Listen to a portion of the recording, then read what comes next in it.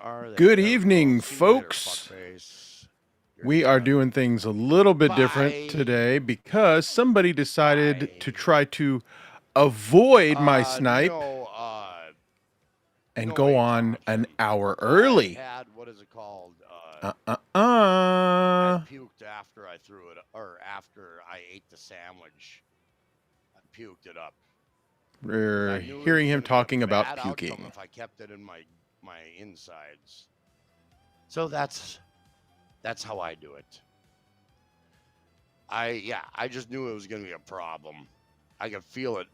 Ooh, it was one thing eating it. It was another thing letting it sit in your stomach, and you're realizing, nope, this is not gonna belong here. So I had to get rid of it. Fascinating. And it was painful. It was pretty black.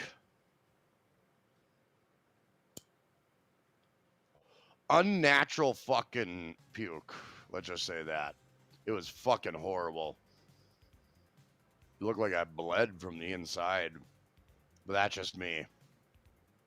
That's just me. That's just me. That's just me.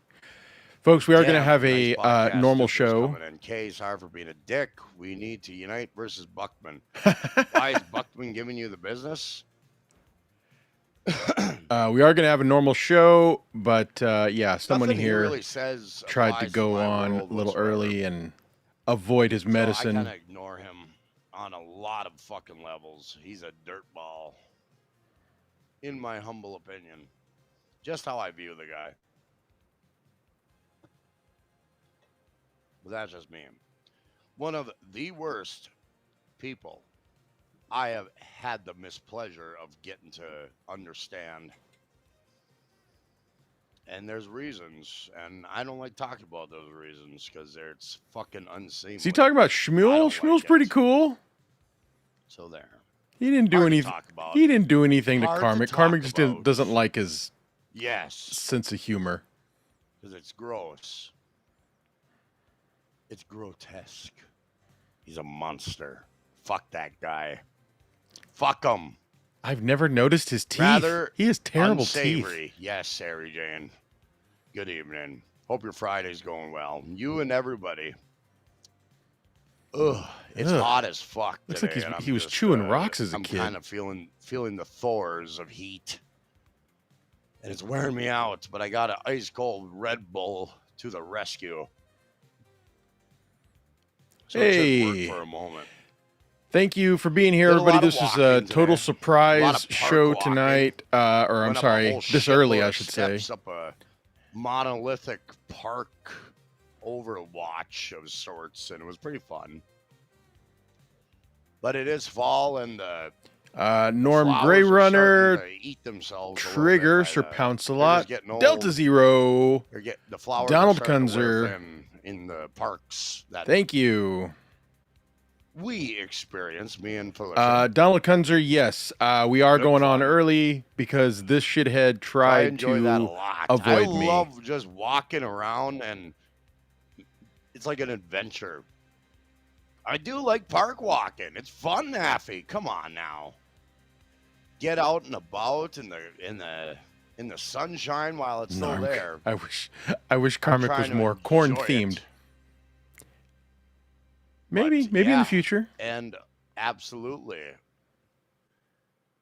Yeah, when you walk around the flowers, the air is really, I love it. I do. And I'm surprised. I wonder if I'm getting stuffed up because of it, but I do enjoy the smell of fall foliage.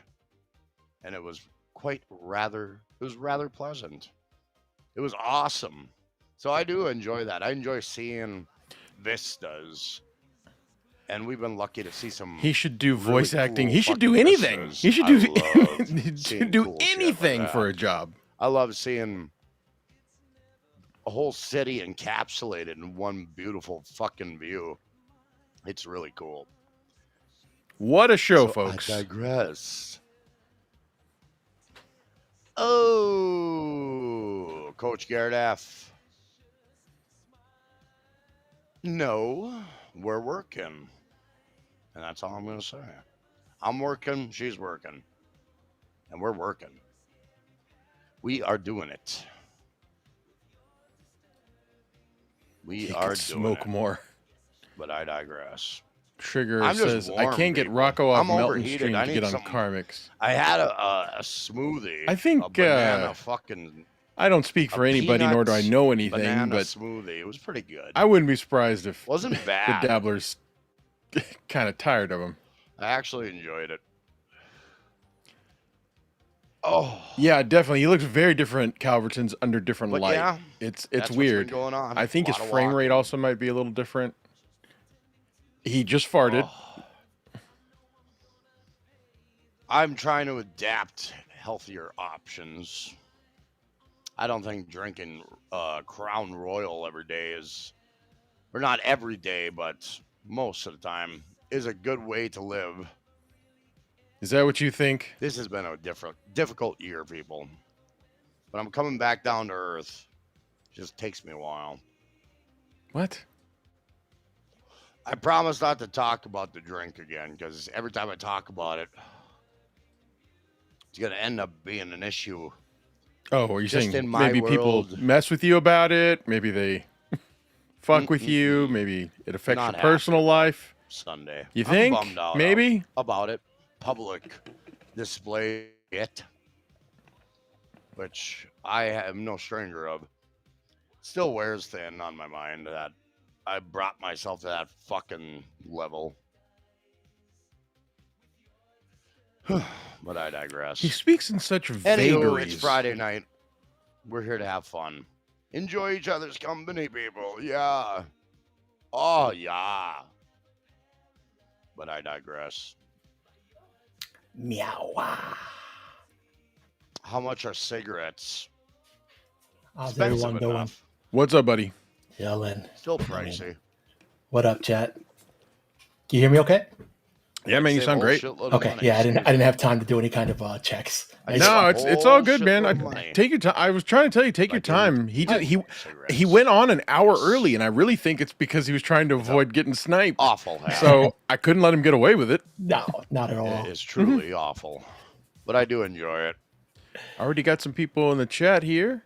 Kendo, hi Luigi. I'm not gay, but I digress. Good to know, Kendo. What up, Kendo? What up? What's happening, man? Always glad to see you. MG8 Scola. Favorite childhood pastimes. He is got. He has nothing. He has nothing to talk about today. Bro, he's looking more and more like baseball. Beaker. Yeah, he is.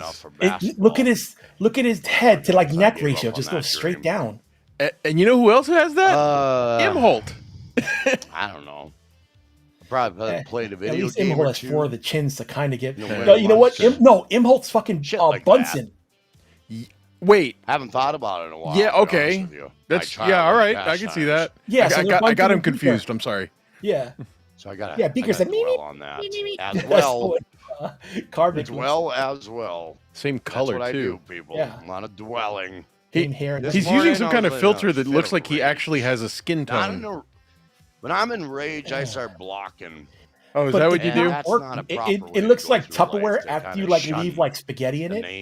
That's what his skin looks like. Go a little overboard with what I know exactly what that means. Yes. But I digress. What a deep cut color. No, I didn't have Skip It or Pogo Ball. I had that's what I get paid the big bucks for, the dumb references. Super Soakers were pretty big. Those are fun. And they always had a certain range of but also soakers, a small perfectly placed. Like that's giant I know exactly what you're talking about. Several ranges in between. Woody, hello, questioning androids. Had a lot of those Velcro catching mitts with catching ball with Velcro mitts. I remember them. You mean the kind you give 5-year-olds who can't catch with an actual baseball glove? Wow. Catching ball was a big fucking pastime. Isolate that. So playing catch. What a show. Because everybody's got a ball. And the ball's always handy. I've got two. So we did that a lot around the house. Me and the brothers and sisters throw the ball around. So yeah, there was a lot of that going on. The other day he mentioned that he has like 4 siblings. Like he's one of 5. Anonymous. For some reason I thought he was an only child. He said he's got like 4 siblings. No, like they're all just I thought he was an only child, yet he was still like the least favorite child. No, I did. Imagine all 4 of them being sick of his shit. I did own various workout equipments over the years, but they took up more room than actually got used. But when I did use them, I was 2017. I took it pretty seriously working out, and then the back ain't what she used to be. Unfortunately, I was a bronze medalist in badminton. Used to be. Personally, I'm a great break dancer. Appreciate it, but I've always had an interest in martial arts. I like watching great martial arts choreography on Hong Kong kung fu action type of movies. I do enjoy them. MG8, I think this sums it up pretty well. That motherfucker did some stunts. He has nothing. Stunts. Yeah, it's busted up. Had to wait. Luckily for him, but then proclaims that he's doing a good show and putting effort into it. This is the equivalent of sitting down to poop and reading the back of the shampoo bottle. A Chinese film development, all funded by the government. So if Jackie Chan got injured, he's gonna have to lay it up for 4 months. What are we talking about? He's talking about Jackie Chan. Put all the money into Chinese government, the set and the shoot and everything. So they have the money. This dope is talking about Super Soakers. Coming up next, what's the deal with Hungry Hippos? After the break. Limited budget, so having Western movies. He thinks like the buzz from like fucking China, Operation's too spicy for him to play. So they want a crossover success. Clue is more of an adult-oriented game. Big money. Big Colonel money Mustard, the candlestick. I enjoyed my spirographs. Funds from the Chinese Communist government. That'll be just like... This was the kid that you played. He has it wrong. It's not the government. It's the fucking triads that ran that shit with the Shaw brothers. He's completely wrong. It was a mafia-run business. Very, very interesting and cost-effective. This was the kid that you played Mousetrap with, and he got scared. They want to break into that and have a constant or Operation. Like the noise was too loud. All the movies. I was saying the buzz was too spicy for him. Oh my god! Imagine playing Perfection. He'd have a panic attack. Did you now, Coach Garrett? Jackie Chan was bashing me. I think he had better things to do. To be honest with you. But I digress. MG8 Mousetrap was the shit. It was the shit. It was awesome. Thank you. He's eating the Candyland cards. Brian Landon, hope you're doing well, sir. Bobby Hutch asked. Coming up next, the top 100 pet rocks shaped like the Brady Bunch. I worked in turkey manufacturing. My collection of potato chips that look like famous people. I'm sorry. He worked in what manufacturing? Can you turkey manufacturing. What is turkey manufacturing? Dude, it's not the first time he said it, and I have no idea. He has said turkey manufacturing. Is that like doing like the cold cut blocks? I assume it's like the plucking and the slicing, but he's never said it. And it's an odd word. Or whatever. I mean, we call them cold cuts. I know people call it like lunch meat. Which I think I know what you meant. Yeah, but so like packaging, which is really easy. Chlorotin turkey inseminator. Mindset to do that work, and then I moved into logistics. Buffalo Bill. Oh, we've made a lot of Buffalo Bill references for him. A lot. We got that. Oh yeah. Yeah, I have an AI video somewhere in my accent. That's why we've even played the Goodbye Horses, and so I made a conscious decision. Karmic would fuck Karmic. Go after I digress me real hard on my terms. And that's why this stream exists. Would you eat my shit? On my terms. I want this to be my product, my viewpoint. Donald Guns of Turkey Manufacturing, making really stupid characters on TV shows. So that's why I'm here. How many of those cans do you think he could shove up his ass? But I digress. Thank you, Brian. Remember in South Park where they eat turkey through their ass? Yes. And they shit out their mouth. Soup party. I apologize if you hear Velcro. Old man Gummy has carpal tunnel, and I gotta adjust my dad. Okay. Oh shit! Thank you. I don't know who that. Dad I set alarms because in case I'm ever asleep. and I forget about them. Anonymous. Did Felicia invite you, or did you just show up? I was invited. We planned this. Hey, so what's happening, buddy? We were talking about it for weeks. Test 1 2. Test 1 2. Did you get my message? Yeah. I don't know if you got my message. I sent a message that he went early. Yeah. He's like an hour early because I think he was trying to avoid us sniping him, but we weren't going to let him escape. Facts. It'll be hysterical if that's. We're gonna lead us. In other words, yeah, we're gonna do things a little bit differently tonight, as it goes. But we have the video prepared and ready to play. We will be discussing the video tonight. Awesome. As long as we talk about that, with all due respect, I could give a shit less about the topic. Look at this, Matt Hibner. Abuela sent me. She wants to suck your underwear. Matt, please tell me you watched the fucking corny stuff. It looks like that you will save them after Luigi said that you can't save them. I sent him a clip. I hope you watched it all, Matt Hibner. I have it ready to play tonight. We're gonna play it.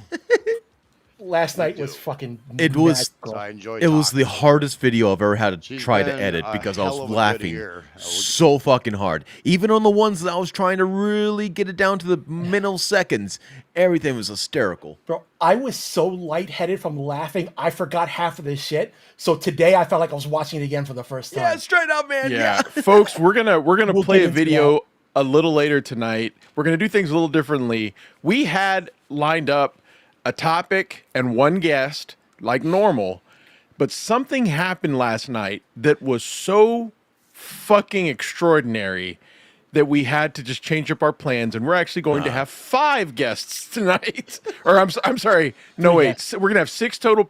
6 total people, 3 guests to discuss what happened last night. Folks, just buckle up. Yeah. Like, just imagine that Luigi is changing up everything just for this video. Yeah. Because something happened last night that was so extraordinary, but it was all on video. And Jesus Christ, my ribs hurt, my stomach hurts. I literally have back pain from laughing so hard last night. Like, remember when September 11th changed America? This is our. This changed our world. I coughed today just to clear my throat, and it literally hurt my body because I was like, "Oh God, I am so sore." I don't know if I said it louder in my head, but just in case, say welcome, RTC. Good to see you. Welcome, everybody. There was a couple of times last night that I had to forcefully stop myself from laughing because I literally was running out of breath and I was kind of getting worried. But it's one of those laughs where, like, even if you want to stop and you're worried, you're still fucking going. You guys heard me dying like 3 times. I was coughing so much I was laughing. I couldn't breathe. Matt Hibner, I guess he watched it, but here's his description. Bro. I won't spoil it, but it makes me question the existence of a god. And in rewatching it, I'm so glad I noticed, because remember I was like, I don't know which one of us saw it first. It was like a tie. Chops and I were like, whoa, go back. Yeah, both of us. You'll see it in the clip. Easily missed that. And when I watched it, I don't think you realize how many times they showed it before you noticed. Yeah. They showed it like there's probably a solid minute of it before you noticed. Like this is one of those moments where like it altered my life. It could have gone either way. It was totally what's that shit called? The butterfly effect? Yes. I debated, even though I joked about it, I said I don't want to do this. I debated jumping off. I was like, I don't want to be a part of this. And then just you guys laughing about it, I was like, okay, it's got to be okay. And I'm so glad I stuck with it. Yeah. And Chad, listen, it goes from nuts to in the beginning, it's nuts, it's hysterical. And then it turns into the darkest crime scene, like the fucking darkest thing. Woody, don't tell him. No, but we're gonna play a video of it, and Jesus Christ, none of us could have expected what happened. Yeah. Let's see. Dinglers, can we watch something depressing in between? Maybe some steel so Luigi laughs a little less. No, you're gonna get the full laughter tonight. It could have been one of those things that, like, the stars aligned. Like, there could have been a moment where Chops was drinking his beer and I was busy sneezing and we weren't looking at the screen, and it would have been a completely different show last night. Actually, that is proof that God does exist. Yeah. This was a gift. Rumpel Trenchcoat says, "Is it like the video where you're so busy counting the times the basketball is passed, you don't notice the guy in the bear costume?" Kind of, except imagine something hilarious going on, but something very horrifying happening in the background. Look at Matt's comment right under. I hugged my kids and told them I love them after watching it. Oh my God. Holy shit. Like, you're not wrong, Gummy. Like, I walked away thinking, I need to tell somebody about this. Yeah. This was so fucking weird and crazy. All right, let's go back to Karmic for a little bit. Yeah. Apology, let's collab you into it. Well, first, I accept your apology, but you're going to go back to your ways, Dan. I understand. You got a business to run. So if you want to be known as a stinker, you go right ahead. Don't let me change it. I love how he says that. Poopy cocky, then be a poopy cocky. Yeah. Collaborate. Little numbskull. About Shmuel Buckman. That doesn't sound like a good time to me. You never know. One day, Dan, I'd probably talk to you, and we'll have a back and forth and see if there's anything productive between us on the microphone. I'd do it for that, but I don't really want to talk about Shmuel Buckman's miserable, disgusting ass. Exactly. I have Calvin. better things to You concern gotta my get poopy time pants. with outside of Shmuel He needs to Buckman. stop getting haircuts. Like, Yeah, his trying to skull do a is so Shmuel weird impression. that, like, he looks great with, like, medium hair, but the short once hair said to me, stuff. Okay, His Carm, you skull and always his neck are talked the same about width. I don't know. saying that you are a real man's man. Well, I got something to tell you. Fucking You're earthworm not. Jim. Fucking love that That game. was Shmuel's take on me. And I'm like, okay, so why the fuck am I talking to Just this put the guy? number while the After the video. video, you're obligated to post the It's like suicide prevention embarrassing. hotline. Embarrassing. See, now here's the thing, though. We then took control Not my of it type of fella. and then delivered Not my what type might of have been fella. my crowning My type of achievement. fella. But, yeah, You know we'll what? see what Live happens in the future. action was Dan. over when I was watching it. I was like, holy shit, the show's only halfway over. But Like, Yeah. I'll keep the flew Shmuel by, talk to a like, doing minimum. it. But That this guy's a morning while I was watching, I'm like, oh disgusting my freak, and I God, wish there's him still an nothing hour but and a the half worst. left. I forgot about all the other stuff. Matt, did you watch the full end of it? Like what happened at the end? Okay, let's return. Let us Luigi, know. did you Let watch us the dating return. earlier when we were talking about the divorce papers? Did you watch that part? I don't think I did. Oh, I don't think I watched that. Chatter. That Warns and freaking lady, man. inquires. Ooh. Yeah. What a doozy. I boxed for 10 years. I have done jujitsu and 6'4", 250. You think I can't fight dirtier, better than you also? Oh God, Why do now you we're wanna doing fight threats. Every fucking chatter like you, Big W, Adeptus. Cause and you then yell Aaron at them. Fuck me. Yeah. Mr. all the Headbutt? time. You I'm threaten just saying, everybody. you guys want to fucking go keep it street level. That's all I'm fucking saying. I'm Right. gonna get my goddamn gloves Keep on. I'm that gonna do it energy when my someone way. really comes to see you, bro. No And shit. that's how I'm gonna do it. He just said, "Let me put my Anybody gloves wants to on." Fucking, That's 'cause do that's how anything street fights violent work, towards you me, know. I'm gonna protect myself the best. Oh, of my oh, do fucking you need to go abilities. put on your gear? Let me wait They're here. just gonna have to Let me know when fucking you're start ready. it. Street fights also that in always fucking start mind. off with online And why would I tell you controversy, an right? offensive strategy? Right. I'm going to jump on a plane I and didn't- I'm going to I'm come not there going and I'm going to to maintain claim this violence level or of energy anybody. the entire time. Proclaiming it towards Because me, beating up each motherfucker. other is how we win. So what am I supposed to do? Just sit here like a bitch and take it? I'm Yes. just saying. Yes. if you want I mean, you have been violent, for the do it past to me couple in weeks or person. months. Hey, What's up, happening? We'll see how- Dylan in the house. Oh my God. I didn't Hello. threaten anyone, Yes. dumb bitch. All right. The whole retake. trauma gang is here. Yeah. Okay. All right, Dylan. Now, okay, so Karmic went early and we think it's to avoid the snipe. So that's why we're doing this. So we're doing things a little out of order. Please send Karmic the link to a pointless channel. Hey, CORNdiff. CORNdiff. Corn. Oh my God. Yes. This is going to Okay. be so good. All right, CORNdiff. We're doing things a little differently, and I didn't want to like tell everybody, but Karmic went on an hour early. Okay. So we're just going to do things out of order because I think he was actually trying to avoid getting sniped. Oh, cool. And so Spurg's here. We're here. Everything's complete. Awesome. All right. So Spurg's here. Spurg's Snake. We need everybody. What This up? is amazing. Okay. Now I'm Can you hear giving. me? Yes, we can hear you great. Sorry, And just making sure. Sorry. I'm sorry, but I'm giving. Not everyone is on board with what's going on. But Karmic went on early, so I just started the stream, and I think he was trying to avoid us sniping him. So I went on early, but also I invited Dylan and Chops on tonight because you experienced what happened last night. Yes. And we just have to talk about it. And We struck gold. my plan for tonight's show just kind of got improvised a little bit. I apologize for messing things up, but I think this is going to be a good show because we have to address what happened. This is like a trauma. Yeah, if yesterday wasn't a big ass clue that the best things come out of chaos, you know. Yeah, so yeah. I know Corn is a bit surprised by all of this. I know, Yeah. and I'm Was sorry, not on the Corn. itinerary. I'm sorry, CORNdiff. We will fill you in with what happened. But Dylan did a show I can't last wait. night.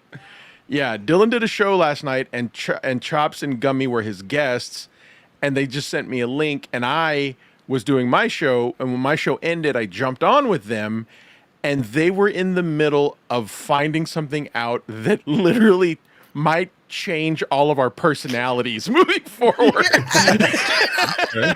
All right. It already has. My life is different. It is so fucking crazy that I had to bring them on to talk about it. And we have clips from what happened. It is Group therapy session. That's what this is. it is so goddamn weird and crazy but funny. Yes, Matt Hibner saw it and he said, "Let the healing begin."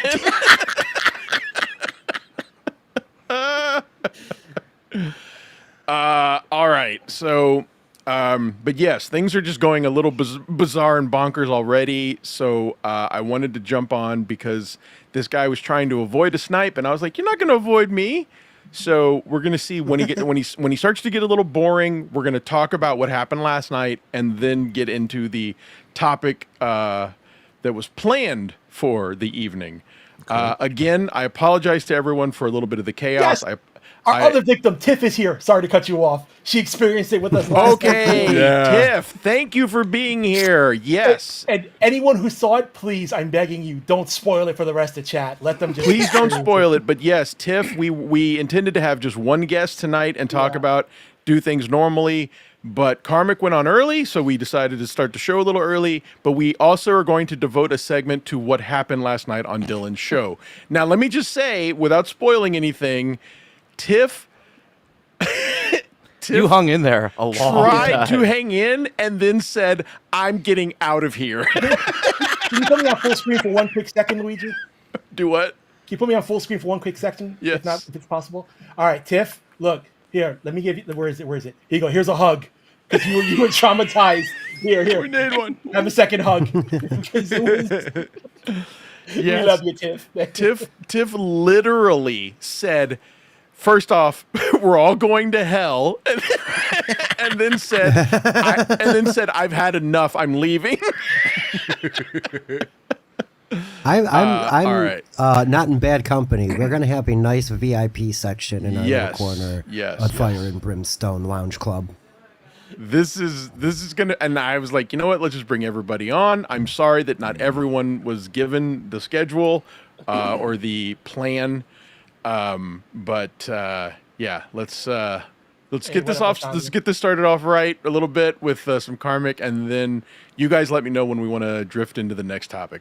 Why is Karmic in a giant high chair? I don't What do know, they call him? Yeah, high chair. So supposedly he's fuck? at Felicia's seat. house, That's how I operate. which So has if you're gonna he's make using me her cry that I'm setup, threatening people, which hey, is get your odd. fucking facts But you're straight. totally right. Wait, and the lighting's different. The frame rate looks Apparently different. the a kindergarten implication by arts you and all- teacher. Everybody else. Let's imply this about Karmic all the time. Fuck off. Gummy, say Stop what implying you said. shit. His I know what color I said. is I know again. what I His did, and skin I tone defended is myself like properly.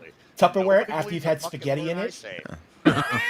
That's jaundice, like- man. Yeah. The turmeric tent when you put it inside anything. Yeah.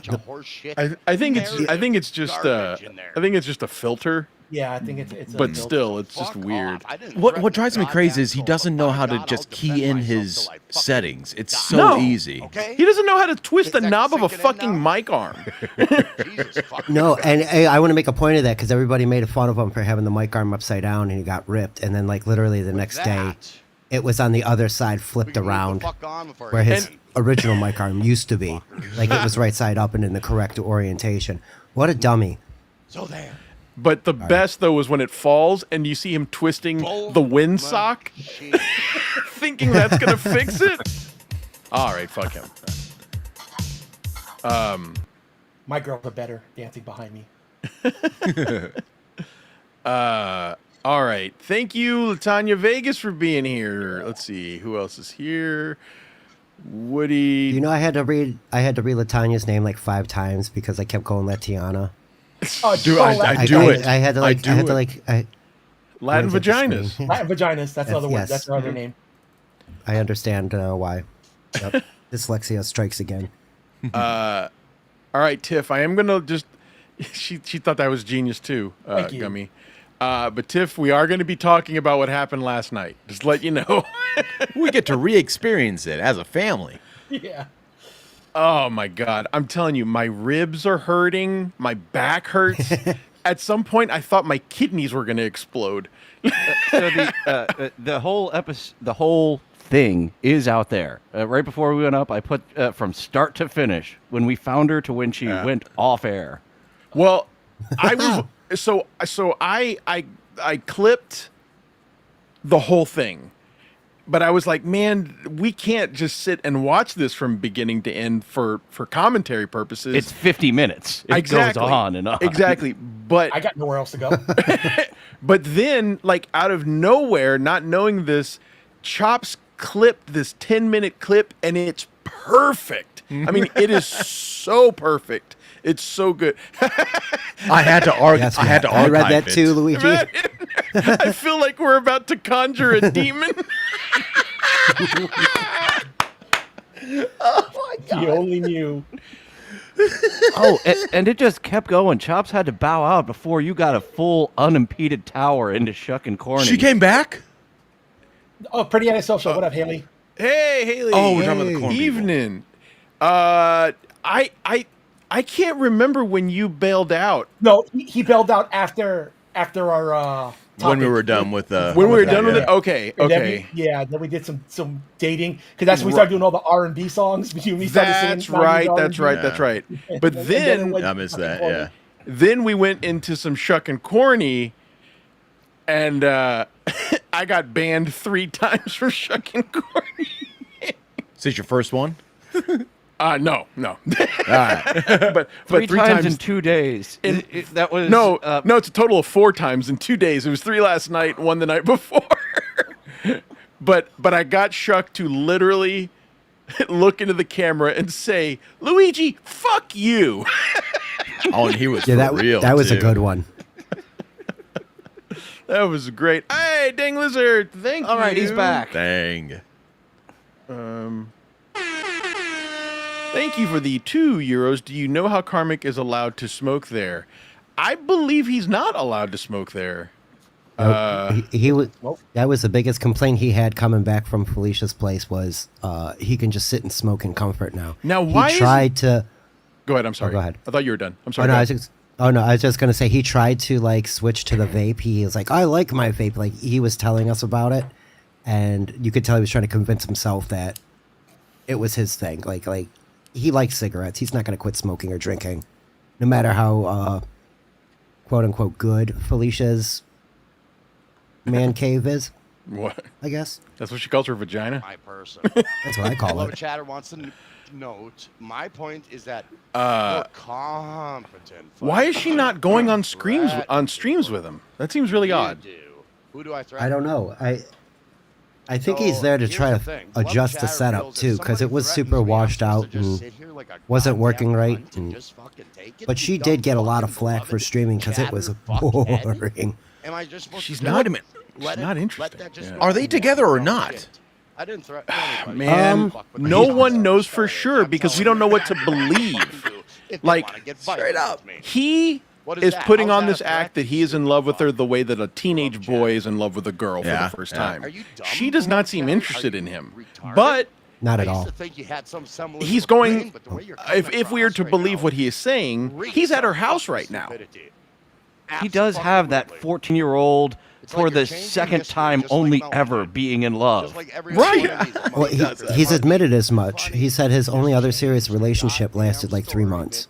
Like, that's the longest other relationship he's had. I thought I thought Rocco said it so incredibly well and concise. I really want to praise him for the way he laid it out for him. He said, you are a 41-year-old man experiencing things that most of us experienced when we were in high school. And he said it to his face. And I was like, that's perfect. But that's what yeah. He's heard, Karmic's heard that a number of times, maybe not as succinctly as Rocco had put it, but I guarantee you, no matter what, it's going in one ear and out the other. You know, Karmic is not grasping. He has a similar main stage, I'm the star of my own movie syndrome that like Imholt has. 100% out. Pretty antisocial. Thank you so much. Much love for the 10 Luigi Greenberg memberships. Thank you so much. Haley, if you stick around, you're going to see something incredible very shortly. I promise you're not going to forget it. No. I will guarantee that you will not forget it. Karmix looks like Danny Bonaducci's deadbeat son. You stupid bitch. Oh, man. Oh, he just dropped a stupid bitch. Go talk shit about Gene 1313. All this guy has is smoking, drinking, and making gay music. Don't forget about the threats. There's the threats too. But that is it. He has no content whatsoever. Yeah, he just threatened beloved chatter. Somebody who's been giving him money, you know, consistently. Okay, so you guys are. So I'm seeing in the chat that he was smoking. I guess I wasn't paying attention. Yeah, supposedly he's. see, but he's not supposed to be. Supposedly. Yeah, when I hopped on, he was smoking. That's why I'm kind of questioning where he's at right now. What's the he's not supposed to be about because he's at Felicia's or right? Exactly. Yeah. Block your fucking ass. You're a weird fucking dude, beloved. Tiff says I laughed till my tummy hurt. But Tiff, I'm sorry, we keep teasing, guys. I promise you, we're gonna get to it. We're gonna get to it, I promise. But Tiff, the best part and what just makes it so much funnier was that you stuck it out for a while and then said, "You're all going to hell. I'm leaving." Get ready for the marathon, people. You're gonna go through it. And Luigi, I don't know how many times that you've experienced. There's been a few Thursdays now that I've been around Dylan in the members only stream. And yes, you will leave in pain if you cannot control your laughter. My face has been sore for days, like that upper part of your cheeks from laughing. In pain from it. You know, it's so fun and funny. I didn't know having a tired face was a thing till this morning. Right. Before you got here, Spurg, I told them that I had coughed to clear my throat this morning, and it like somehow like jarred everything in my body, and my ribs hurt, my back hurt. Yeah. I was seriously in pain. One of the most memorable things that we're probably going to be doing here is nuts. I'd have to say that. I would like to. So MG8 says that supposedly they worked something out with fans blowing out the window or filtration. yeah, it's true. I think I do remember hearing. What? Like that works for pot. That doesn't work for cigarettes. No, it doesn't. That face thing. Yeah, what was it? It does not work for cigarettes. Hold on. Watch him. Here, I backed it up a little bit. But, yeah, I'd have to say that. I would like to talk with Melton he seems to have played a lot of fill-in-the-blanks. This is what karmic is. This is what karmic is. This is what karmic is. It's like, okay, we got it, Melton. And your fans eat it up. Got it. You think he has arm hair? Was he? No, he doesn't. You're right. That's actually a great question. I'm almost sure he doesn't. I was impressed that he could even grow facial hair. Can he? One big fucking Yes, I saw on his Facebook page. He looks a little bit like Wolverine. He has like those Wolverine chops. Like he doesn't get the full goatee in the front, Gotcha. but it does grow in on the sides here. Did anyone hear the other day when he gave away his real I name? didn't like the cut of the beloved. He was- I think it's on his He's act. retarded. Yeah. Well, he was crying and he said, "My name is Kyle," and he said his Yeah, name was. I didn't know that, but it was just an odd thing for him to say. But so his name is Kyle Carmichael, which I just No. Oh, Oh, it's not. Oh, okay. Never mind. No, it isn't. Got it. That's Carmichael the Third is out of nowhere. That has nothing to do with anything. He picked that. That's a name he picked to use. His Facebook page, where he continues to stream to every day. This stream right now is probably going to his Facebook page, which has his first Karmic X last name, Kyle Karmic X. I can say his last name. It's public information. I don't want to repeat it because I don't know who's listening. It doesn't matter, and I'm not going to put that on you. But if you type in Karmic X Facebook into Google, you might be able to find it very, very easily because he's a doofus like that. That's how people have his home phone number. He has it out on a public listing. He's not very bright. I'm sorry. Like I don't mean to pick on the guy's intelligence, but geez, no. Somebody block 5 hit 5. I'm blocking him now. He's mentally blocked, and I'm not unblocking him. By God. It's a running gag. Sorry. Oh, I was like, Got what? it. All right. Hey, Donna G, what up, boo? Welcome. You're never late. You're always on time. Tiff says she said earlier she laughed, but then she said then I got grossed out. I remember saying, Then show, I was grossed out first. Should show. I think we might get to it here soon. He is really boring tonight. Fucking lying again, like he's about other people I care about. So fuck him. What is that table? Cocksucker for the rest of his life. It is the cheapest Walmart desk you Yeah, can it's get. like a kid's drawing table. Matt Hibner says, "I'm still laughing, but also in deep spiritual despair." Straight up, bro. You have to have a strong mental fortitude for TikTok. That is for sure. Man, I had My algorithm is something slightly evil and very hysterical, shall we say? All right, you know what? Let's get to it now. He's boring. He's boring tonight. All right. We'll check in later for anything. Yeah. All right. So let me. Guys, strap in, buckle your seatbelts. Okay. Please put your trays in their upright position. All right. Let me mute him. I'm gonna remove him. We can only take clips from this because the full 50-minute episode, I did just upload it before I came on. I dropped it in the private chat there, so people can check out the unimpeded 50 minutes. So what I've been doing is stream sniping my TikTok live, and it's we thought it was wild when that woman on speed dating was doxing her husband by showing us all of her divorce documents, but no, abuela. You know what? Okay, so now I'm debating. Do we want to go condensed version with chops, which is what I intended? It's 10 minutes, or do we want to show it like in quasi real time of 50 minutes? The 10 is probably the best. I'm thinking. All right. For as much happened there. And we want to go back to Karmics. I didn't leave. He might get if we interested. do the 50 minutes, bro, we're gonna be here all night. I didn't leave anything out. Don't get me wrong. Every crazy thing that happened, even like beforehand, we got it. All right. Okay. So here we go. Tiff says blonde pubes are a trip. All right. Thanks for letting us know. Now you know, and knowing's half the battle. Thanks. Chops, you got a secret? All right. Okay, folks. So here, you know what? Okay, hold on. You know what, Dylan? I'm going to let you summarize. This was your show. Hold on. Actually, let me move you. Why don't you set up what happened last night? But before, everything that led up to the video that we're about to watch. I was, the speed dating, I believe, is where we were right before this happened. There's a lot of stuff that goes on. There's people just staring at the camera. It's baked into TikTok Live to beg for gifts. Oh, that actually does help with what happens here. There are battles you can do. God. And people, 5 minutes. Give give this person, it isn't super chats, give them a corgi, give them sunglasses. I've also featured a Princess Peach who we're still debating. Is it a man dressing as Princess Peach or a woman? But whatever it is, Princess Peach flips the fuck out at these sunglasses.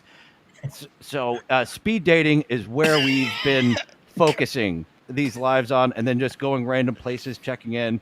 And but I just want to make sure that we're clear though. This was live. Yes. These are live. You can't go back to TikTok live streams. If you miss it, you miss it. So when I screen record it, I've got it, and the person who broadcast it has it, and all us other viewers, you've missed it. It isn't anywhere for us to get it. Yeah. So, that's right. I forgot about that part. Yeah, you can't recover it or go back and watch it again. It's streamed one time. Okay, so the person that streamed it, they have the option of putting clips out there and stuff. But yeah, if you miss it as a viewer, you missed it. There's no rewind. To add to the video, like after the speed dating is when we found Miss Chili Girl, right? Well, yes. All right. Okay. It's just yes. random. The chilies are one of the gifts. Chilies are the same as a penny. rose, a single penny. 1 penny, dude. 1. Keep that in mind. Chilies are equal to a penny. Trust me, that will be important. Man, so every chili's a 1 penny tip. I've got my pastor on the speakerphone. Ready. Tanya Vegas, not again. I could barely sit through the 10 minutes. I said her that earlier. I was like, look what you missed last night. I DM'd her that. Okay, so yes. So they were live, all right? So you're not going to see me at the beginning of this video because I was on my show on Unboxing Bigfoot. But I kept getting I don't know if I got a message or what. I forget how, but I checked in on the show to view it while I was on my show to just see what was going on and if you guys were still doing a show, if I was going to jump over when I was done. I was telepathically telling you to come over. I couldn't get the sound because I was doing my show, but I saw it and was like, what the fuck are they doing over there? We get to experience that in the video. And then you coming on board. And then I jump over. I'm like, what are you guys doing? and you weren't here yet, Chops, but I wasn't kidding when I said I don't want to do this. I was seriously like, I don't feel right about this. But you guys we were laughing, we were having fun. I was like, all right, I'll stick it out. And then is when like the real shit happened, and I was so glad I stayed. And then the turn happens. Yeah. Okay, folks. So enough of us building up, but we wanted you to have the context that this all just happened live on the air, and it's only ever going to happen once because you can't go get this video back. But I follow her so we can see if it happens again tonight. But we can see if it happens again. All right, so I just want to make one quick point. This easily could have been missed because we were just like channel surfing, and at the same time, like, whoa, go back. We just saw something. You'll see it in the beginning. It's right in the beginning of the clip. All right. Do you see Matt Hibner's chat here? Yeah, I hope you're all right, boys. Let's go. All right. So enough setting it up. Just let's do buckle up. All right. That's a bit sus. 676. Hold on. Let's make this a little bit bigger if we can. Ah, perfect. There we go. Okay, here we go. 7, my boy. Yeah, put the volume up. Yeah, she's selling thongs. I just went right past her. She does not look like she should be selling thongs. Yeah, maybe she's not selling them. I don't see any. Everybody hear it okay? Can you make it go a little bit louder? Yeah. Awesome. All right. And before anything, that is an old lady holding a see-through thong. Just so you guys know, if you haven't figured it out yet. That's what I've seen I've seen a whole lot of people selling bras, selling underwear. So I'm like, she's selling a thong, but we're still figuring out what is this. So that was the first thing I was throwing out there. She's getting a commission, and realized no, she's not getting a commission. She's just holding up her thong. There's a lot of different ways you can buy a thong. Are we talking washed or not? You'll see. Yeah, she's Yeah. got it. There'll be some reference to the box, but not in the way you're thinking. All right, but she's holding that in her hand. Oh no, All it right. starts. So here we go. Thing saying that she gets commission, so she's ran just out of holding her tissues. panties. This might be a gooning stream for unks. This is my thorn. You give me money. Just sending her chilies. That's racist. You give me money, my thorn. Turn it up if you can. That's as loud as I can get it. Oh, that's good. You pay me money to smell my thorn. She licked. She licked. Now she's putting it on her face like a Yeah, she's licking it. She's licking it. Yeah. So so imagine they have found this live, okay? There's this woman just doing this. And of course they're gonna stay and watch. people right here. That's an office chair cover. Look at the size. Like for uncle. Like this short for like older men. Oh, what's it? Oh, got it. He Got thought it. it said He was trying to this weekend. A gooning stream for unks. I'm using a lot of the Zoomer alpha language there. I'm pretty sure everyone now knows gooning means jacking off, and unks, uncle. Got it. All right, here we go. I mean, I'm a big boy too. Don't get me wrong, but I ain't gonna be showing my boxes on camera. Davey beat Goliath with that. It's a paraglide. He's back. Is this supposed to be sexy? Okay, you won me over, lady. Follow. We're going to go out into public. Put your COVID panties back on your face. How did she find out that this is what people wanted to see? Honestly, how'd she get here? Chilies for it. I don't know how much those chilies are worth. I don't know what the chili to dollar exchange rate is, but this is before we knew that it was a penny. And as you see, now I'm cosplaying as Abuela tonight. That's like the CMV used to put like powdered sugar on like cakes. Fucking serious, Oh, man. thankfully that part they're still white. I would pay this lady to just be on my panel and just do this. It would be the best No fucking sound, sideshow just do it. Any show would have had.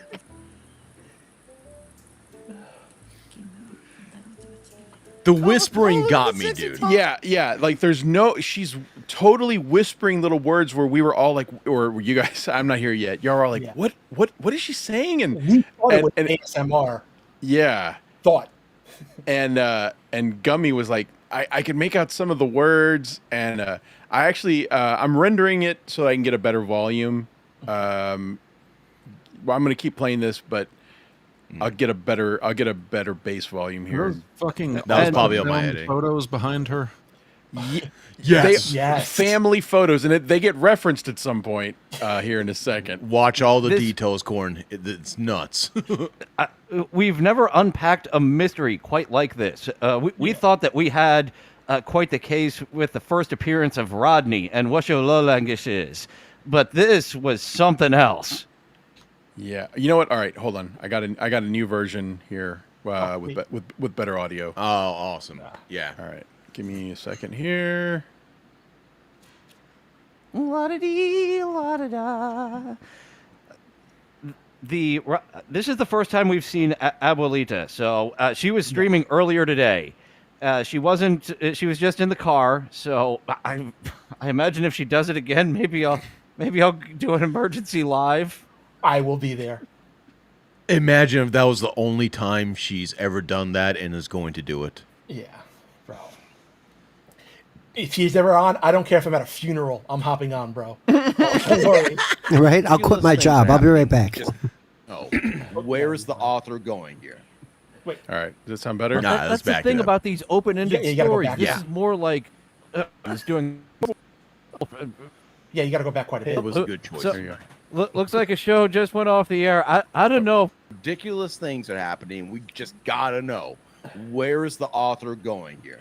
I feel like we skipped some, That's but the Yeah, I feel thing like you about skipped these some, bro. She open-ended was still stories. ahead. This is Oh more shit! like, I rendered the wrong one. God damn it! Aw. I'm sorry. I'm sorry. no, it's gonna be worth it. It's worth Yeah, it. should we check back in with Karmix? For the time In being. the meantime, I'll play the one with the bad sound. I'll just give me like a minute and I'll render the other one. Okay.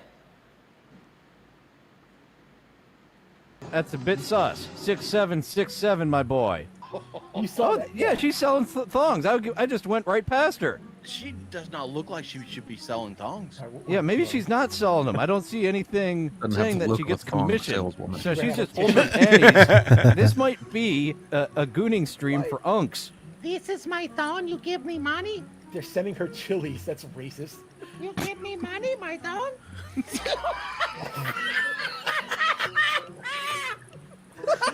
Stop! You pay me money to smell my thong? Holy shit! Look at the tongue. COVID people right here. That's an office chair cover. Look at the size of that. I mean, I'm a big boy too. Don't get me wrong, but I ain't gonna be showing my boxes on camera. Davey beat Goliath with that. It's a paraglider. This is like 1 a.m. my time. Yeah, we were up This late. is supposed to be sexy. That line right there totally made me laugh when I was watching it today. When he just goes, "Is this supposed to be sexy?"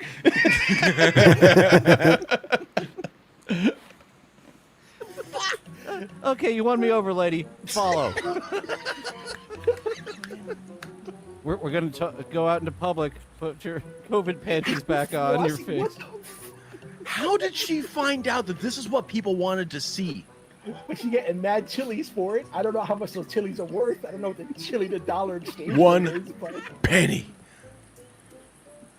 Yes, 1 cent. Oh, there's a big one.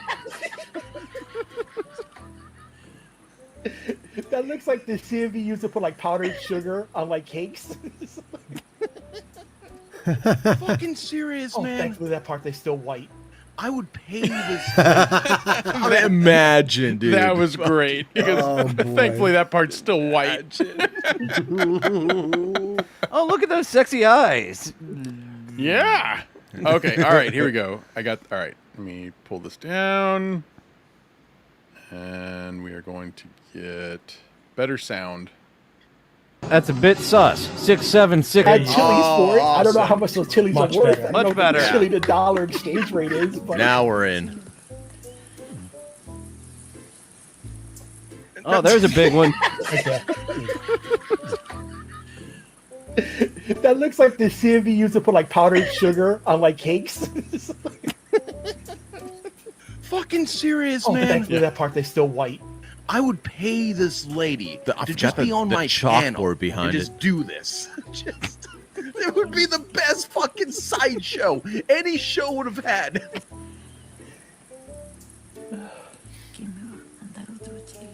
Oh, look at the sexy tongue. Think about the chili. Put it away. Oh, she got picket fence teeth. Your Picket impression, fence teeth. your Chops's and Dylan's impressions of her were cracking me up. Just that real high pitch voice. But here we go, folks. This just stay tuned. No,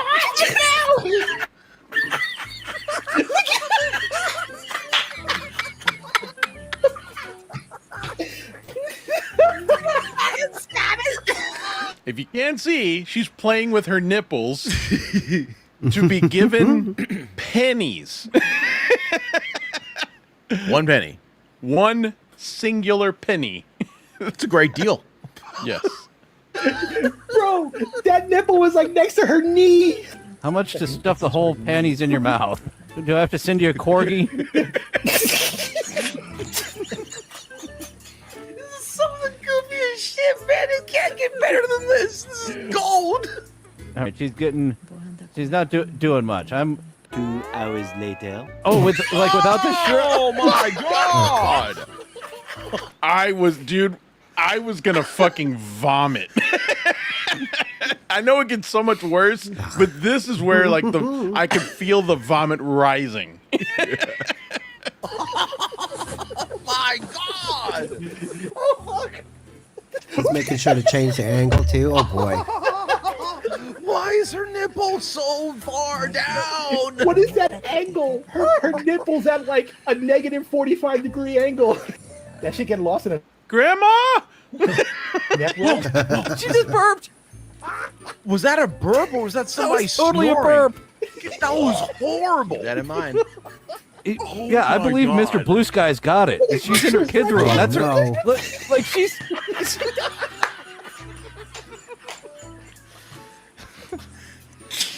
The second pair of panties is where Chops had the seizure. Chops lost his mind. Where did those come from? She just pulled out. She had the purple and then boom, a red pair. It's like, Jesus Christ, you had those on. She came prepared. She planned this. Yeah, she's a pro apparently. All right, folks, here we go. What the fuck? Oh, she shows you the underwear she can't fit in. Oh shit! I do hear snoring. You're right. 100%. Somebody's. Okay, let's establish this. At this point, someone has mentioned. Were you the first one to say it, Gummy? No, the other guys were. They both at the Okay. same time. Yeah. Someone says, "Is somebody snoring?" Yeah. Well, first we thought she burped. Right. Yeah. Okay. And then we realized it was a snore. I was like, no, that's a snore. Somebody's in there. So here we go. Latanya is seeing the other dimension too of her chat that is absolutely furiously jerking it like she wants them to. I try my best to translate it in real time. There's a few moments in here where Gummy translates what they're saying, and it is dirty, but it's funny. Right next to her. How many chilies do you think a CPAP costs? I've opened up her page. On the cross. This is her live feed, y'all. These are her videos that aren't live. Right. We're checking out her page. What else is she doing? Jesus. And like I want to keep emphasizing, this is live, real time. Okay, that plays a big part of this story. Yeah. Fucking pain. Oh, you gonna do a sexy dance for us? Yeah. Wow! Jesus Christ! Put it away! There we go. Without filters. No one's sending her chilies, so she's not flicking her bean next to her sleeping son anymore. What's she about to do? What's about to happen? She got them udders wiggling. That's my dog when I come home. That line was great. I love that. What up, What's up, Brady? Brady. You remember when Charlie opened up the golden ticket? Yeah.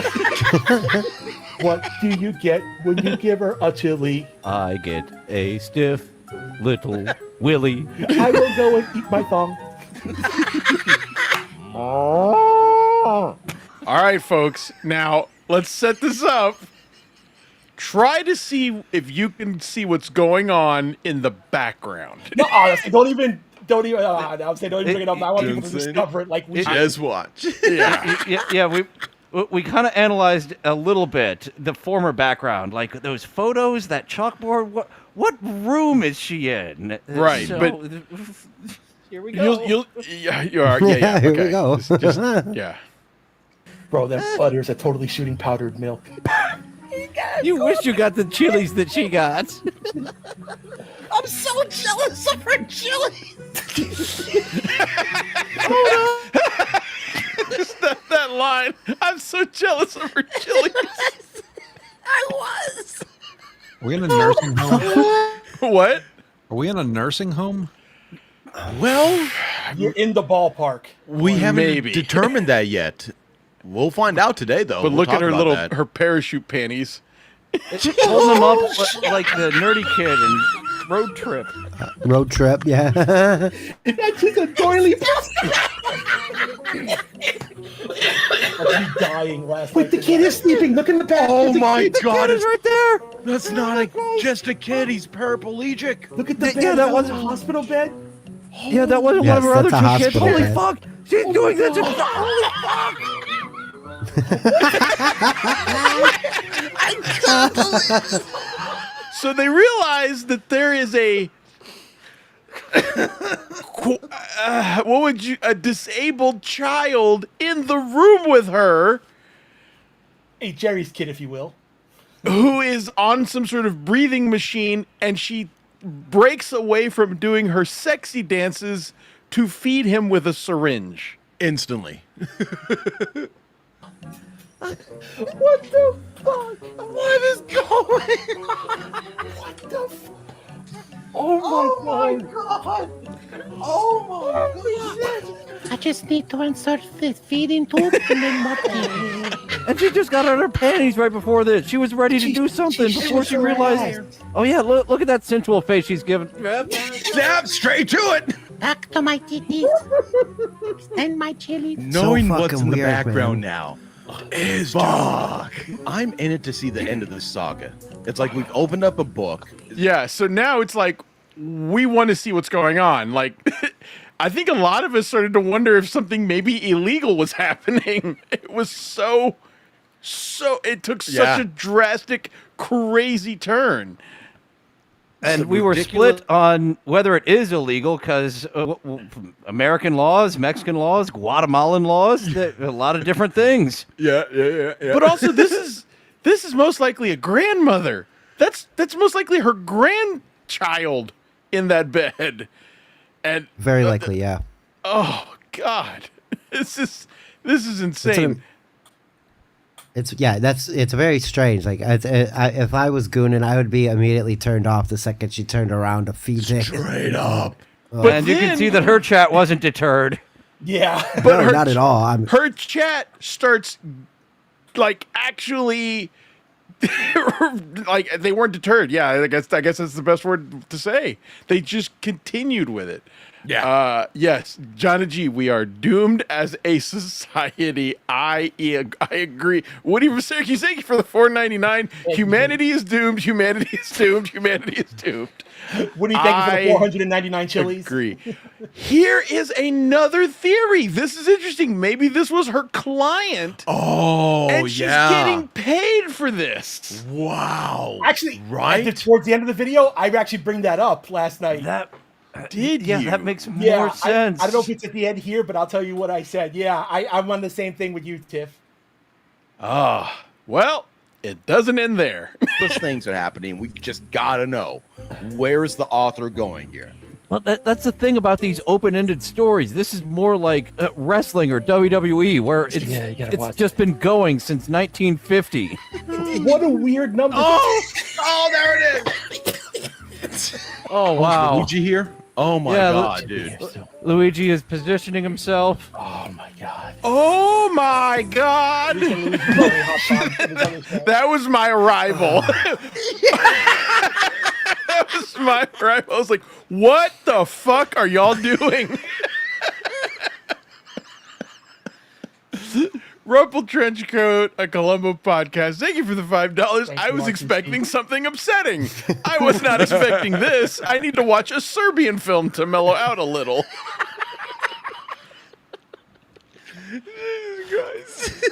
Oh, this is just... So yes, I arrive and I'm like, what is happening? And here's the line that I sincerely felt. She just IV fed him. She took a break to IV feed him. Why did she turn the camera? Is she taking something off or putting something on? That's what I'm thinking. I don't know if I want to play this game anymore. Look at that white box. Is that what keeps him alive? That might be an important piece of equipment keeping him alive. Yeah, look at that. I think she's doing a private video for somebody right now. Those titties are coming out. That's what I'm saying, dude. Yeah. It's so gross. Somebody might have seen a galaxy. I want to see her stuff panties in her mouth.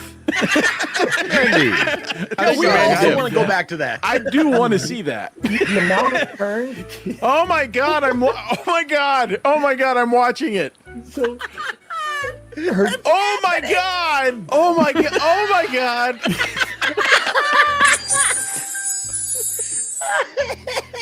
Oh my God. Like, I realize she's fully clothed. This nipple thing is literally making me queasy. Like, it's very cringe. I'm going to get with this person when I get enough feeling. I'm about 20 minutes back. Is she diddling her cooter? Oh no. Oh no. I'm seeing the underwear. Oh, God.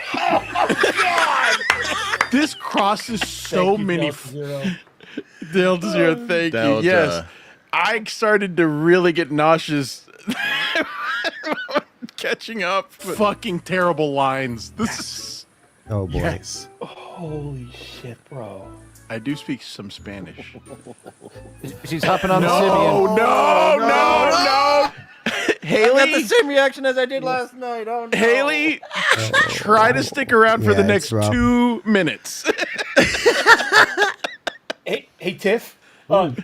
Luigi, put me on screen second. Hey, I want to show something because she put something in there. Hey, Tiff, check this out. Here we go. My cuter. Everyone has different looks now. Is that Granny? Felicia. Oh, yeah, it's Gilly. Glynisha. Okay, Because it looked like a shed in the background. I could have sworn that would have been Granny. That is funny. It's supposed to be the broken down cabin that she uses. All right. The log cabin. Yeah, the log cabin. All right. Try to ladies, I know this is probably not easy, but just stick around for 2 more minutes. Okay, here we go. No! Oh! No!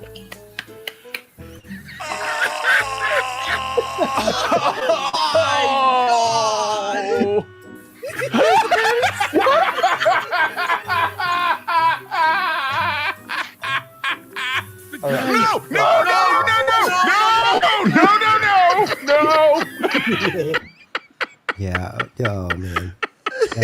Yep. When the fingers started rolling their way down, I was like, "Oh my God!" We all, dude, you could hear it in our voice. It was absolutely natural. Yeah. Yeah. We saw something. This is vile. No más, mi amor. Poquito abajo. Oh no! Stuff that burrito, abuela. Is that her kid? It's probably her grandkid. She's babysitting. Fucking hell, dude. What are they saying? She's on shift. What is that reading out at? Pero métela. Someone goes, but just stuff them in. Yeah. Pongo en cortina. God. Some of these words I don't know. Sí, rápido. Yes, faster. Faster. Ponga enseña. It says show us. Métase la mano adentro, tengo que hacer. You must put your hand all the way in. Like her arm.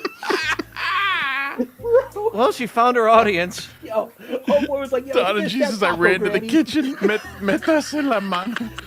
Adentro, tengo que hacer. He's saying, that's the guy, he's spamming it over and over. Yeah, he's just spamming that over and over. He just put your hand in. You must do it. Put your hand in, you must do it. The crowd was demanding this. Oh, it's growing. People are joining. Like nuts, dude. Yeah. Holy shit. Currently 5:35. Yeah, I taught that to Dylan. Eres bellaca. Eres bellaca. I've never felt so defeated as a streamer. Oh my God. Our content is so wrong. This is how you get an audience. This is what they want. This is Skeptical Robot from here on out. Well, tune on in tomorrow, boys. Luigi, can I tell you what I said? What? I want to clip her thing, like playing with her nipples, and just leave it looping in the lower corner tomorrow, but not even acknowledge it. Oh, she's packing up the undies.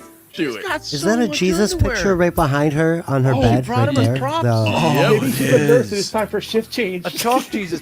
So I said it right there. I think she thinks so it's time for shift Goodbye. change. Thank you. Oh, we're gonna miss you. That's it. For that, all she anyway. wrote. Yeah. she's on cloud 9 too. 50 this plus went minutes. on. Yeah. So I'm over sorry, on my channel right now. That was a members only, but I was like, this is ghastly. I have to share it with the world. Straight up. We went for 3 hours, so there's still a lot of extra shit you can see. I landed right in the middle of that, where I was just like, "What are y'all doing?" And I was like, "Oh my god!" I'm like seriously laughing, but just so horrified at the same time. And then the big reveal of the crippled child in the back.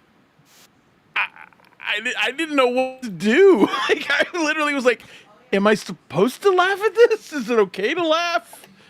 All right, links in the chat for the video. I'm putting my money on Guatemala. I don't think it's in the U.S. either, Delta. She may not be violating any laws by twiddling her cooter while she's caretaking for either her client or her grandchild. I'm thinking Mexico just because of her accent, like Yeah. the way she speaks Spanish, and also there's a singer she puts on her timeline who's very famous in Mexico, so that's what. That dude. Yeah. So, I wanted to clip that guy, but there was always like music playing in the background, and even though it was in Spanish, I still don't know. It may be very popular. This guy sells out arenas, so he's definitely got copy shit. He's a big thing. But He looks like Yanni without the mustache. What the fuck? Delta, no, Marco Antonio Solis. He was just asking if he brought up a different singer. I wanna show this too because so Chops checked out for a little while. After a little while, and then we before anything, CORNdiff, what do you think, bro? Oh yeah. I mean, other than the kid being there part, I'm not gonna judge her. But the kid being there is a big part of it. Yeah, the kid being there, that's where it took a turn for me. I'm like, okay, I'm not gonna knock her side hustle or whatever the fuck that was. Right. But the kid was really fucking bizarre to see in the background. And imagine not knowing any of that and seeing it live. You know, like It was the gift that kept on giving. It was amazing. It was insane and vile at the same. Like in a short amount of time, I went from laughing to horrified to disgusted to wanting to vomit. To, like I mean, there was every possible emotion happening there. I had to capture every sound that you made. It was just so genuine. It was great. But I do want to show this too. So we wanted to keep going and get some more laughs after that happened. So we went to a couple other stuff. And we went to one of our favorites, Shuck and Corny, to mess with them a little bit. And I just have to play this because I was so proud of it. I'm joking. My fucking spine hurts right now from laughing. Hold on. My face is exhausted. Oh, shit. Volume's a little low again. A little low too. All right. Well, All right. Let me do this one. I'll render this one too. But yeah, we've tried to tell CORNdiff about this because we really thought he would have more of an opinion, and he really didn't care. He's just we're like, well, we're mad on your behalf that they're stealing your bit. He was like, nah. What got me is they never start their show. They welcome people to the show, but they don't start their show. And now they're doing it every night for 1 hour. So I'm just fascinated that they never start their show. If the chat isn't going, and the chat, I am not the only one. There are other Opie and Anthony-like pests who found them independently of me and are being quite nasty in their chat as well. Hi. Let's see what's going on with Karmic. Oh, while you're up there, Gummy, I'm gonna bust your chops a little bit. What did I do? Oh, there's Karmic. Chops No, is nothing. below you. I was play. We're friends on Steam, Right. and so it like notifies me every time you change a game. Right. And, like it wasn't this past Saturday, but it was last Saturday. I think you played like 4 different games within an hour. And I was like, pick a game. No, it's that's because I was shooting. It's those horror games. Some of them are only like between 5 to 10 minutes. Yeah. long. So It made sense later though when I watched the one video that you did. Because you do, yeah, you can't get through some of them, and some of them have multiple Shardy Mac endings. Dennis, also a good fucking man. Designed to be like really fast. I want to hear about Grand Theft Auto 6. Send Rye God the link, please. Yeah, I heard he was involved in the writing process in GTA 5 or something like that. And GTA 6 If you watch NLL, went it's a big thing off with him the going to chat rails. bragging about That's it. what I He was remember that he was Rye- really like hammering it storyline in with the on Rye this little God piggy saga. today. So I do remember. But that he wrote for GTA 5. Yeah, something He like says he that. worked from like Yeah. 3 through 5. I'll have Oh to yeah, listen yeah, to yeah. the Oh guy, yeah, but I he's did pretty catch him. He said something about cut content in 3 and blah blah Brian blah. Landon, He's thank been you in for a kindly for that offer. He had a job? Did he write Yeah, the I Giggle gotta- Cream commercial? I love that protect this commercial. channel. I like the Decock him Diamonds best. one. Chill that bitch out with Hold on ice. to it tightly, like it'll always Did he be get to there. see Anthony Cumia bring his words to life in the Pisswazer beer digress. commercials? Thank you, Shardy Dennis. I love Matt Hibner says CORNdiff will Not be curious around about long Rye after God's Shuck is history found of swinging by Rockstar his as neck. well. Brian Landon, Mad Dog, so your compliments. Nice lisp. What is he talking about? I don't lisp. What a jerk.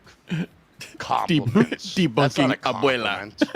I ain't complimented. Do I feel good Maybe about he it? is over at Felicia's, and that's why he's all tame. He gets to stay with his girlfriend. He says he I is. don't think she's there. But yeah, but she hasn't done any streamings with him. Oh, is it one of those where I'm going to be Let's out of see. town? Sure, you I can am you can working stay at on my an place impression wh- with wh- Lois. as long as I don't have to fucking see Yeah. you. But Mad Dog. Well, the last Sawyer, time I saw that's kind of a Gilly, she dick was thing to on say. MLC Thanks, and she Brian was Landon. in what looked like a hotel that in my room. She face. might be doing shows. Rush. And he's there. Better He's move there gingerly to if get I the see white ya. balance Well, done. hey, if he's coming after 'Cause- me, I'm gonna say, hey. Fuck, does she watch not look it. like a ghost when she's streaming? Yeah. The fucker has been. Donna trying G. left, right, He and says he center is to at undermine Felicia's and house. shit on But everything. we don't really know I'm exactly sick of him like where that is. using my stream for his fucking stupid. Well, he fixed her fucking white show. balance. Won't look like a I ghost. don't She'll like look it. like a Simpsons character now. I don't like Looks it. like he has jaundice. And it's gonna. Hey, Straight I'm gonna up. Tell you. So I has operate the way Felicia I wanna ever operate. streamed You and better where watch his anyone has fucking seen this mouth. table? Fucking lying cocksucker. I think They were both together, That guy is- right? Yeah, I'm sorry, I I'm keep talking answering Rush. for you, I'm Luigi. not talking No, about no, you, no. Rush. I'm I mean, he was talking asking about everybody. the But I situation at believe hand. so, but not from this angle. I don't want Yes, to. I remember seeing a table Yeah. when they streamed together. Brian Landon, Catalan TV says, "You are doing it, brother. Do you have any spare copper wire?" Can't say that I have any copper wire on hand, no. For any reason, at the moment, I'm trying to understand what do I use copper wire for? Conducting electricity? I don't know. Idiot. Picking a lock? He I don't know. He's also thinking that's an insult to him. I don't It's an know what it's an insult Catalana to TV Joey. is implying with the copper wire. Thank you, Brian Landon. I remember Joey mentioning that he has like Very bins curious. of wire that he needs to strip to make copper balls out of. That's funny. And Christina was pissed about him because he's got like boxes of junk like that lying around that he just never gets around to. Oh, is he like those kids in Africa who take all of, like the cell phones and strip out the gold? I'm not joking. Right. Yeah, he thinks he's going to do that with copper wiring. Like cutting cords There's a off lot of of homeless vacuum cleaners guys and that- shit. That love fishing for that copper wire. I have. Go ahead. I'm sorry. Well, no, it's around here in Tennessee at least. It's a high theft item. Yeah. Just copper. Yeah, Any- same here. Yeah, out of Construction sites. abandoned houses and shit too. Yep. I have to play this also from last night's show. The hydraulic guy. God. I laughed at that. That's a genuine funny gimmick to me. I thought it was could funny. not stop laughing. It is so stupid and so juvenile, but I couldn't stop laughing at it. Dude, I'm not joking. My fucking spine hurts right now from laughing. Bro, my face is exhausted. Oh, shit. And he did. Okay. Oh, Here you go.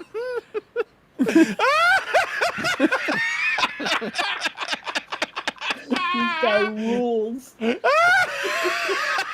love that channel. The one that crushes things. Yeah, I Yeah. do too. I do too. That is so fucking funny.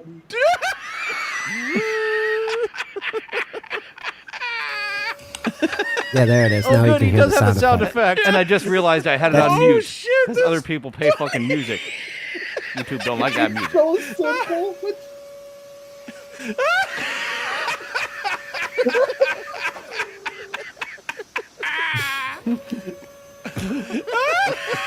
Guys are great. It's so stupid. It's And the at this sound point, effect. so many of us has seen I the could totally watch this guy. hydraulic videos. It's the oddly satisfying rules. type. Yeah, yeah. Actually, I think we stumbled upon our main event. Yeah, Just a couple more the from pineapple from this was guy. the best. Okay, but Pineapple? please, can we watch one video from the other? At least. Oh, okay. Okay. Our other video Yes. that we got introduced to last night. This is another great I idea. could not get enough of that. I want. Yes. Dylan discovered a channel called Glory Hole Hot Dog Reviews. The best. Yes, so good. I was laughing like a retard.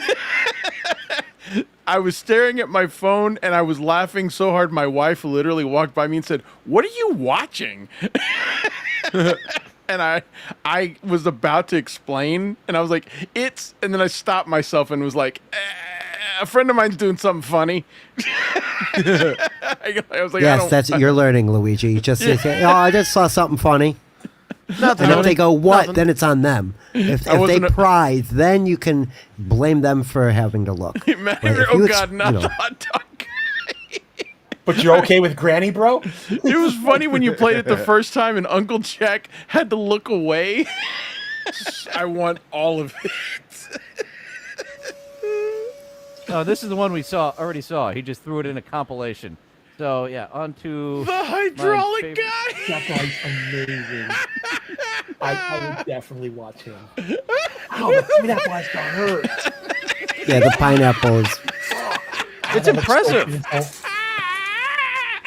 and he's a champ too. He was rocking that thing. He's like, "I'm gonna get this fucking pineapple."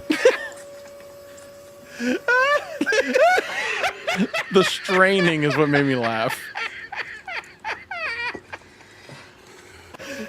Oh, shit. going again.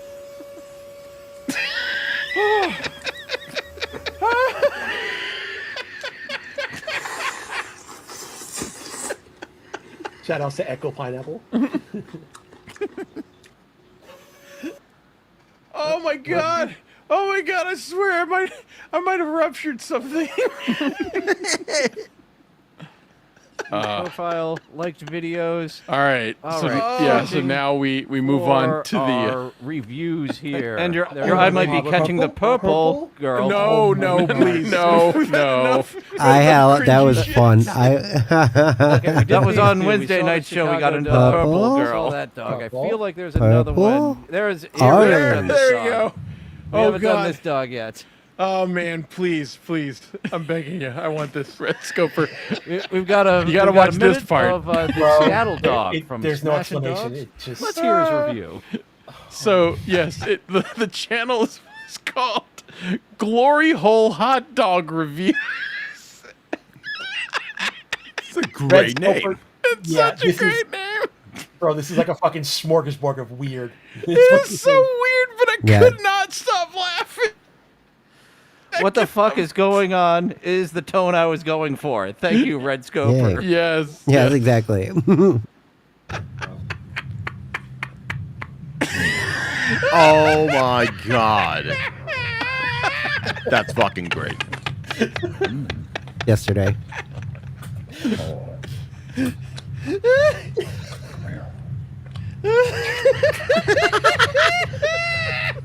Opening of the mouth for more. Yeah, that nonverbal. Now feed it to me again. But Here it comes. Here it comes. there's something about this one. The peppers. onion, but You know, that- I could get into this if it was a that chick must eating the hot dog. be sweetness No joke. and variety of I think the tastes. views would do better for sure. Yeah. All right. I'd give this 6.5. Could be better. Yeah, I agree. I bet you Haley left a long time ago.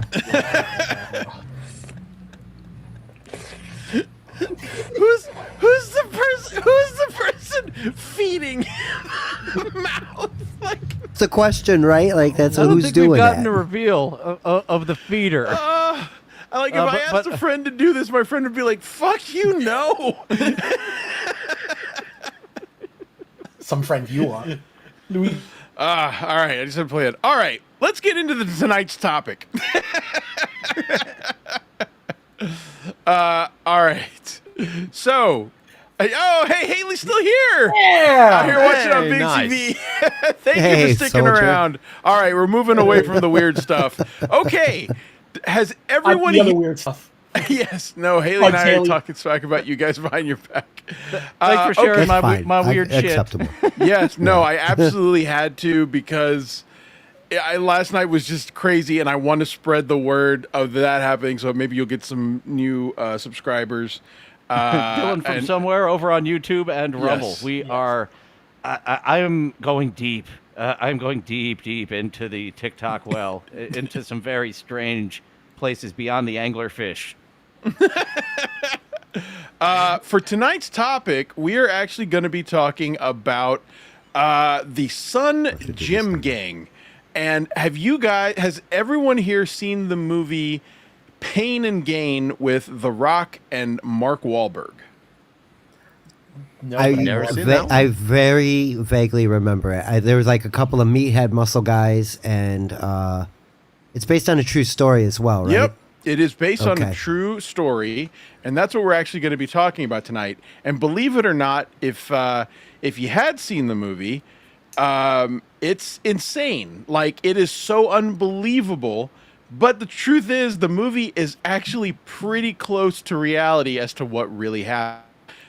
It is a very interesting story and quite comical in a very darkly comedic way. So I think Karmic is kind of just in a. I think his pussy's bleeding. He's just in a bad mood. He's not really a lot of fun right now. So let's talk about this. He thought it was going to be like she was going to be there, and like no, just take my dogs out while I'm not at home. Is what he got. Exactly that. You nailed Yeah. it, Dylan. That's exactly what it is. Because she was getting flack. That's true. And she's still charging him rent like a hotel. Oh, of course. It takes something off the rent, the fact that you're doing my chores, but it doesn't eliminate the rent. You know what I just thought of actually before we do that is that I created an intro with a video that I would like you to see that is actually very applicable to the story tonight. But since you guys are also gamers, maybe you will also appreciate this. Wait. I don't know how I took Gummy out of the scene. I'm saying, sorry. But maybe you guys will appreciate this. This was supposed to be the intro that I do every week, but I always like to put a different AI video in here that I try to make applicable to the storyline. But I think you guys will like this. But let me just skip to it. It's only about a minute and a half long, I think, but it does have a weird application to our story. There you go. Okay.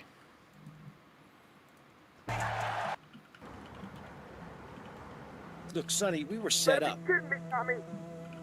Tell me you still Got the money. I don't have the money. That was What's- my money, what's that? Tommy. My money. Vice City.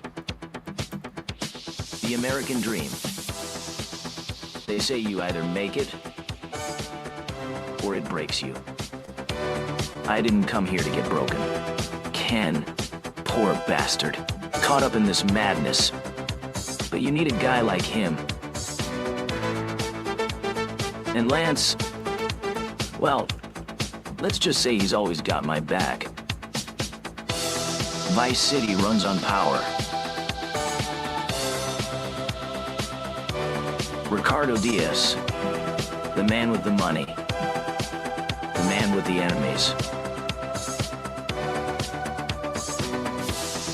Avery Carrington, a man who believes in building his empire, brick by brick, nothing personal, just business. Then there's Jez Torrent, rock star, eccentric. He's got everything. Except common sense.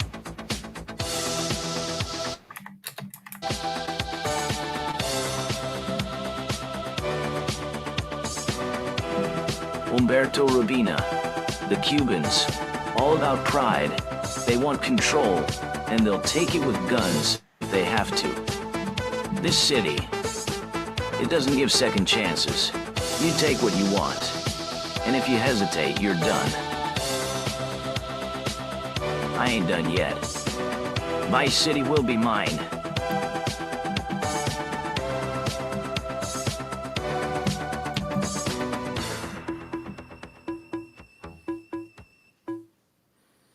All right, just thought that was kind of cool. Nice. But I put a lot of work into putting that together, so I wanted to include it.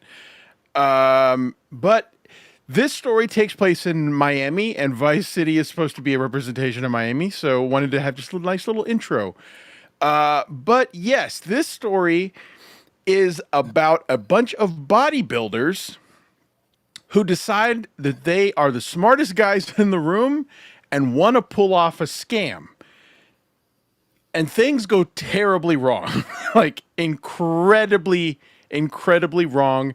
And they are so dumb and they're so stupid, they just make the situations worse and worse as they go along. And it becomes pretty funny in a very, very dark way. Where'd Chops go? Excuse me, Luigi. Just give me 1 second.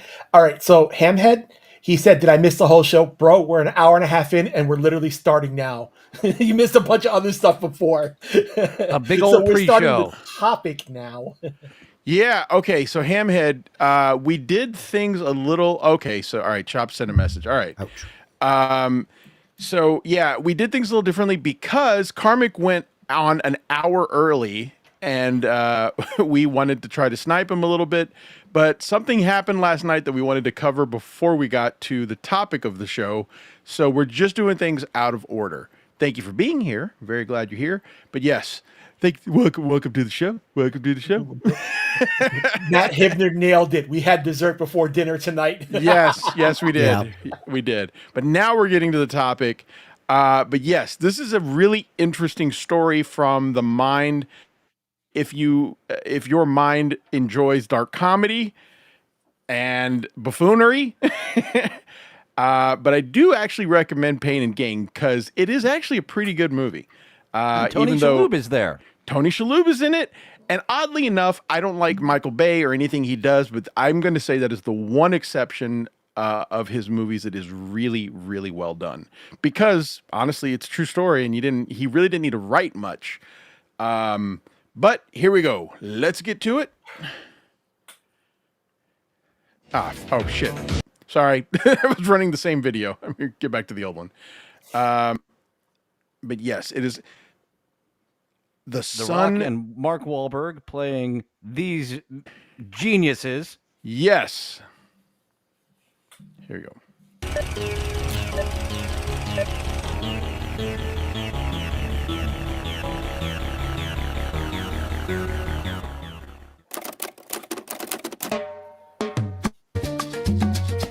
Mark Schiller embodied the American dream. He came from Colombia with nothing, and through a lot of hard work and dedication, became a multi-millionaire. But if he knew what was in store for him on this day, his ass would have probably stayed in Colombia. For the past few months, Schiller has been stalked by a group of bodybuilding ninjas, and they want his money. At around 4 p.m. That is true. That is not a joke.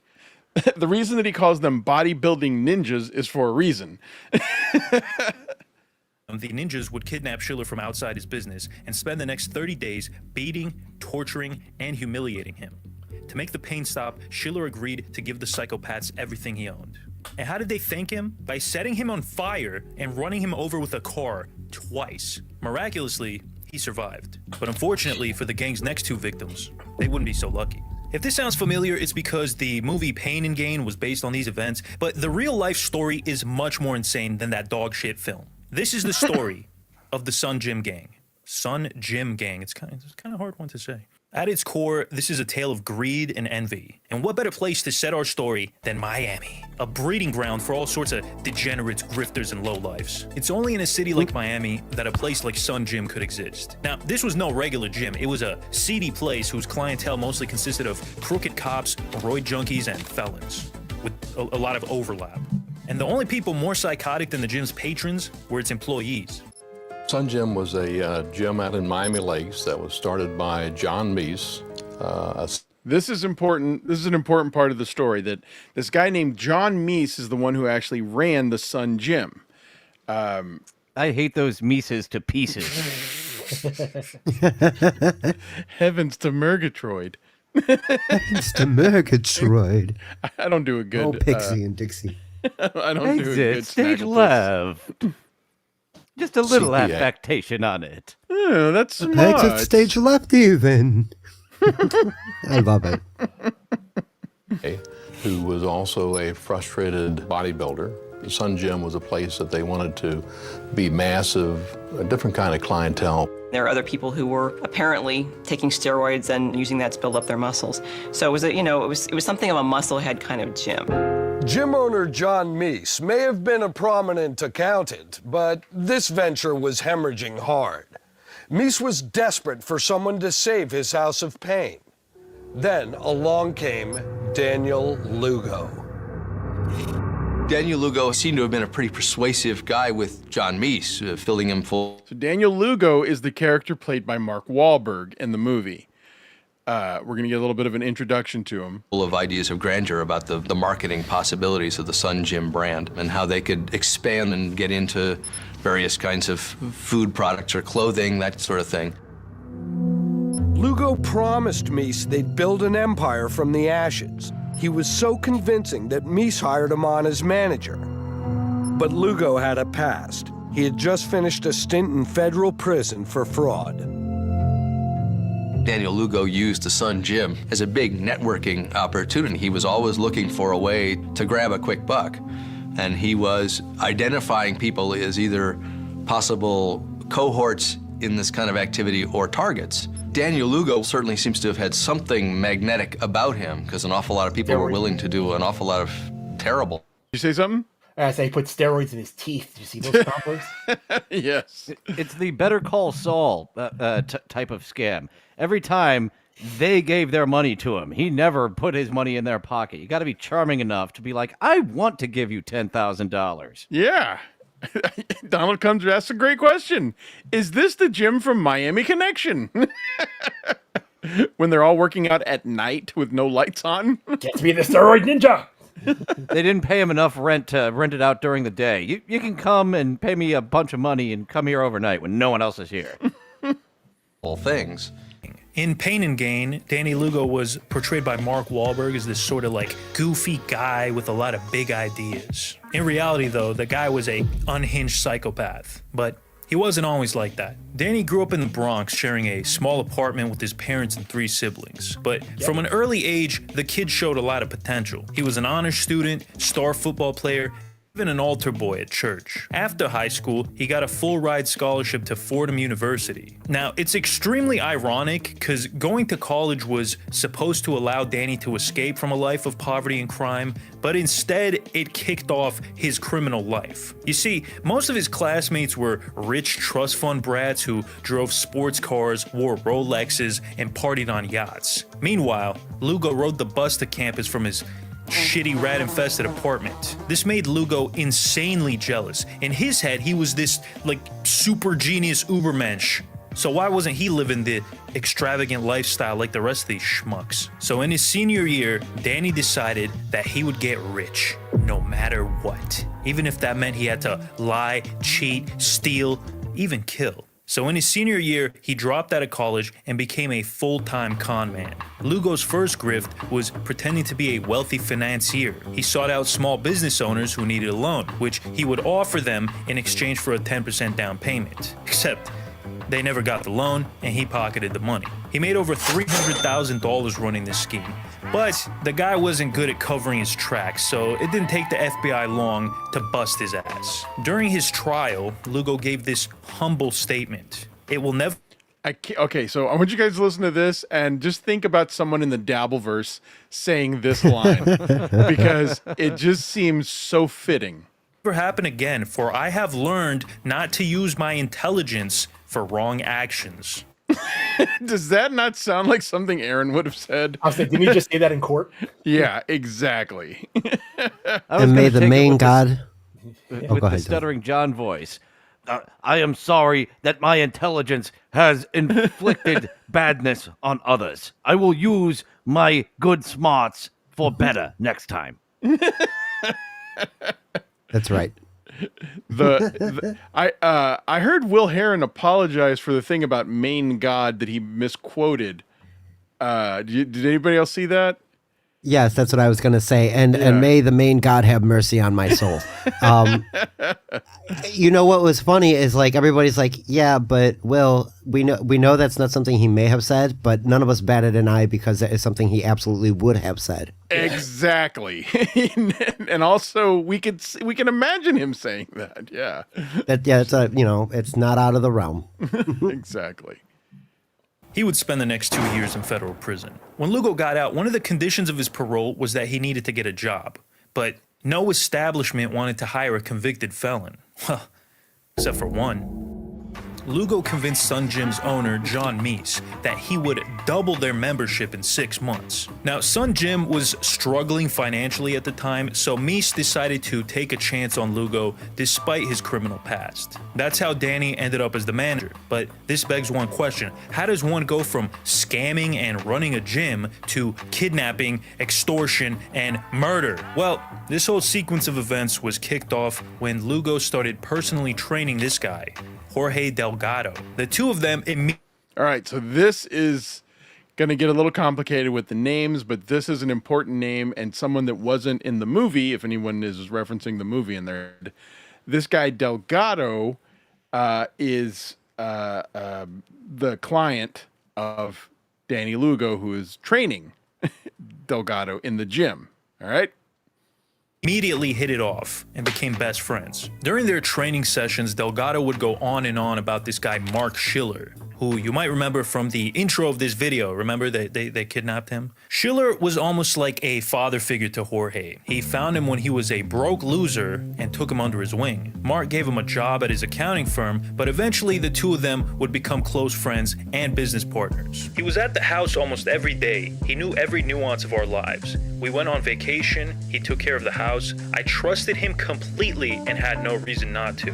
Well, believe me when I say Jorge would give him a reason, and that reason was Danny Lugo. These two were more inseparable than Siamese twins, which was a real pain in the ass for Mark Schiller. You see, he never liked Lugo. From the very start, he had him pegged as a dangerous con man. This put a huge strain on Mark's relationship with Delgado, and to make matters worse, Lugo's personality was rubbing off on Jorge. The guy was turning into a real jerk. He was soft-spoken, and I never saw him mad or frustrated. In a short period of time, Jorge had transformed into a person I did not know.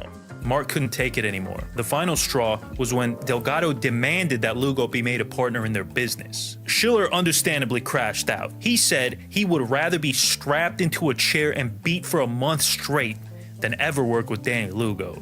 Kind of paraphrasing there. It was at that moment that Mark Schiller decided to cut all personal and financial ties with his former protege. This was terrible news for Delgado because the guy was kind of incompetent, and the only reason he even reached some level of success was because of Schiller's business savvy. I keep checking back with Karmic just to see if anything changes. He's just being a bitch. Like, he's just complaining the whole time, and it looks like he's just talking with no like emotion or anything. Has he finally settled down? I'm curious. No, he's a puppy waiting for his owner to come home. Nah, maybe to shake. Yeah, that bipolar one. When that depressive state hits, I don't think you're going to be getting as many emotive yelling. Just kind of scrambling around, kind of complaining. Yeah, he's just kind of there. Well, see, that's just kind of it. He went through that manic peak just these past couple weeks. It paid off. He's made a fair amount of money doing so he can chill. And like Dylan said, yeah, you get that little depressive lull, and so now he's just angry and bitchy and moany. He's on his period versus being angry and upset at whatever flavor of the week thing is bothering him. Yeah, might be. Matt Hibner, a boring lolcow is such a waste. You have my sincerest sympathies. Happens to me all the time. I know. I wish I can go after the DWG guy more. It's hard to sit through his live streams because he is kind of quiet sometimes. He's got that shield to against trolls of just being so boring, even more boring than Welcome to the Show. Welcome to the show.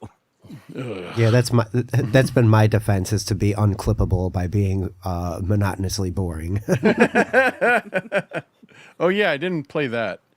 Yeah, that's great.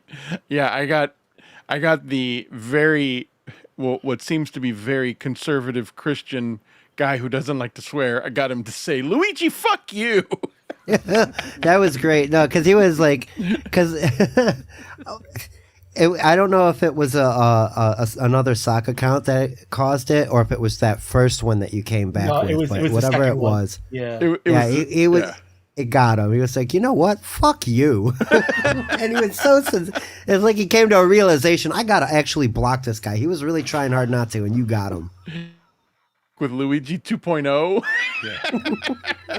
Your first one was a sock. You put on both socks last night. You created a new sock. You knitted it together as we were going along. Oh, did I show you? Did I show you what the final straw was? It's a work of art. Hold on. I don't know if you want to show it on YouTube, do you?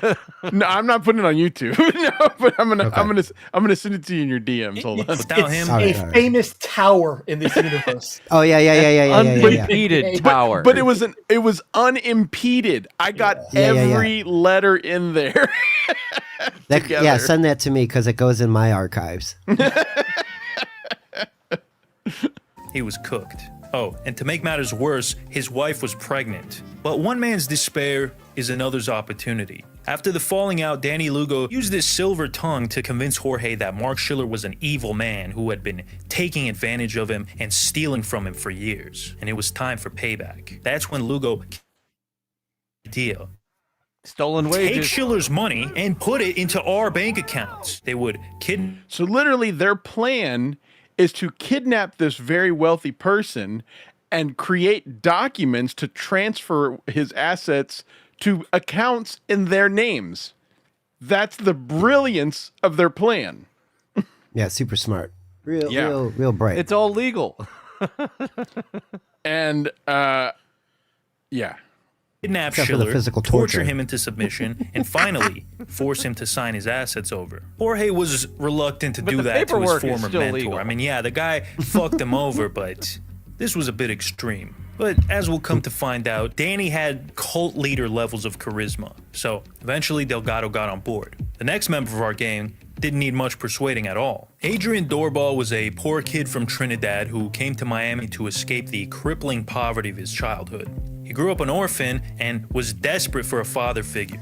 Fortunately for him, the father he found was Daddy Lugo. Lugo found Doorbal when he was a skinny, broke 19-year-old kid. He gave him a job and started plying him full of steroids, transforming Doorbal into a big, dumb, roid-addicted henchman who was completely loyal to Lugo. He had all his stat points in strength and none in intellect. The guy was basically a golem. Lugo approached Doorbal and gave him the whole spiel about this evil rich man who stole money from Delgado and blah blah blah. Adrian was in right away. He shared Danny's contempt for rich people, plus he would do anything Lugo asked, even kill. Alright, so we got the brains and we got the muscle, but we're still missing a crucial piece of the puzzle. Schiller couldn't just sign over his assets, they needed to go through a notary. That's where the final member of the crew comes in. John Carl Meese. Apart from being Sun Gym's owner, he was also a certified public accountant.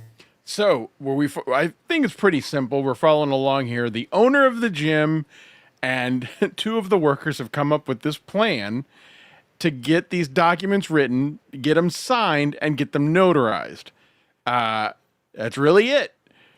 But for whatever reason, they felt that they needed to get the actual signature. That's the funniest part about all this, is that if they could have just forged the documents and with all the violence, because their intention was to kill this guy anyway. So why did they even need him?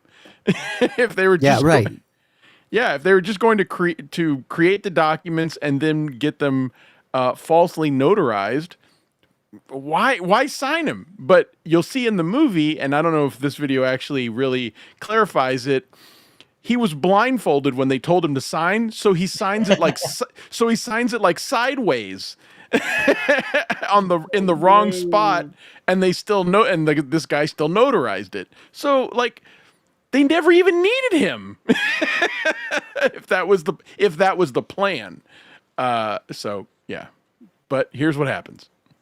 Meaning he could notarize any business transaction and make it look legit, even one signed under duress. Now, normally Meese wouldn't get himself tangled up in these illegal shenanigans, but the guy was desperate for a cash injection. The guy had made a lot of money running his own accounting firm, but that was just a way for him to fund his real passion, bodybuilding. He loved watching sweaty, greased up men flex. And that's why he opened up Sun Gym in the first place. He envisioned it kind of like a reverse Planet Fitness where only the most serious bodybuilders would hang out. But there was one problem. The place was hemorrhaging money, just like my joint bank account I shared with my ex-wife. Like I mentioned, the place had a bit of a seedy reputation, so most normal people opted to go elsewhere. Despite it being a massive financial liability, Meese couldn't bear to close Sun Gym down. So when Lugo came in offering him $200K to notarize a few documents, he was sold.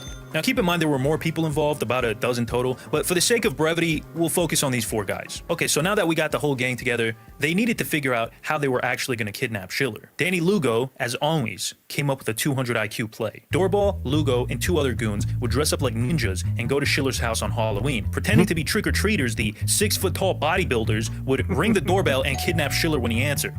This was their plan to steal all this guy's money. Dress up like ninjas on Halloween and ring a doorbell.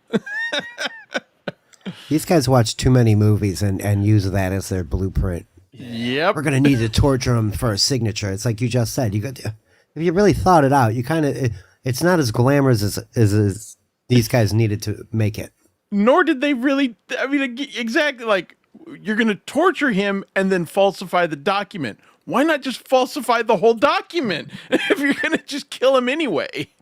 I'm actually imagining them thinking that far ahead and having all 12 guys in that gang try to forge the signature. That's too hard. We can't do it. Let's just tie him to the chair. We're gonna need his hand to sign it.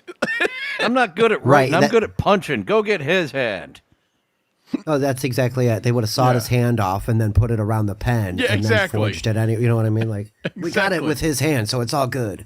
Ugh.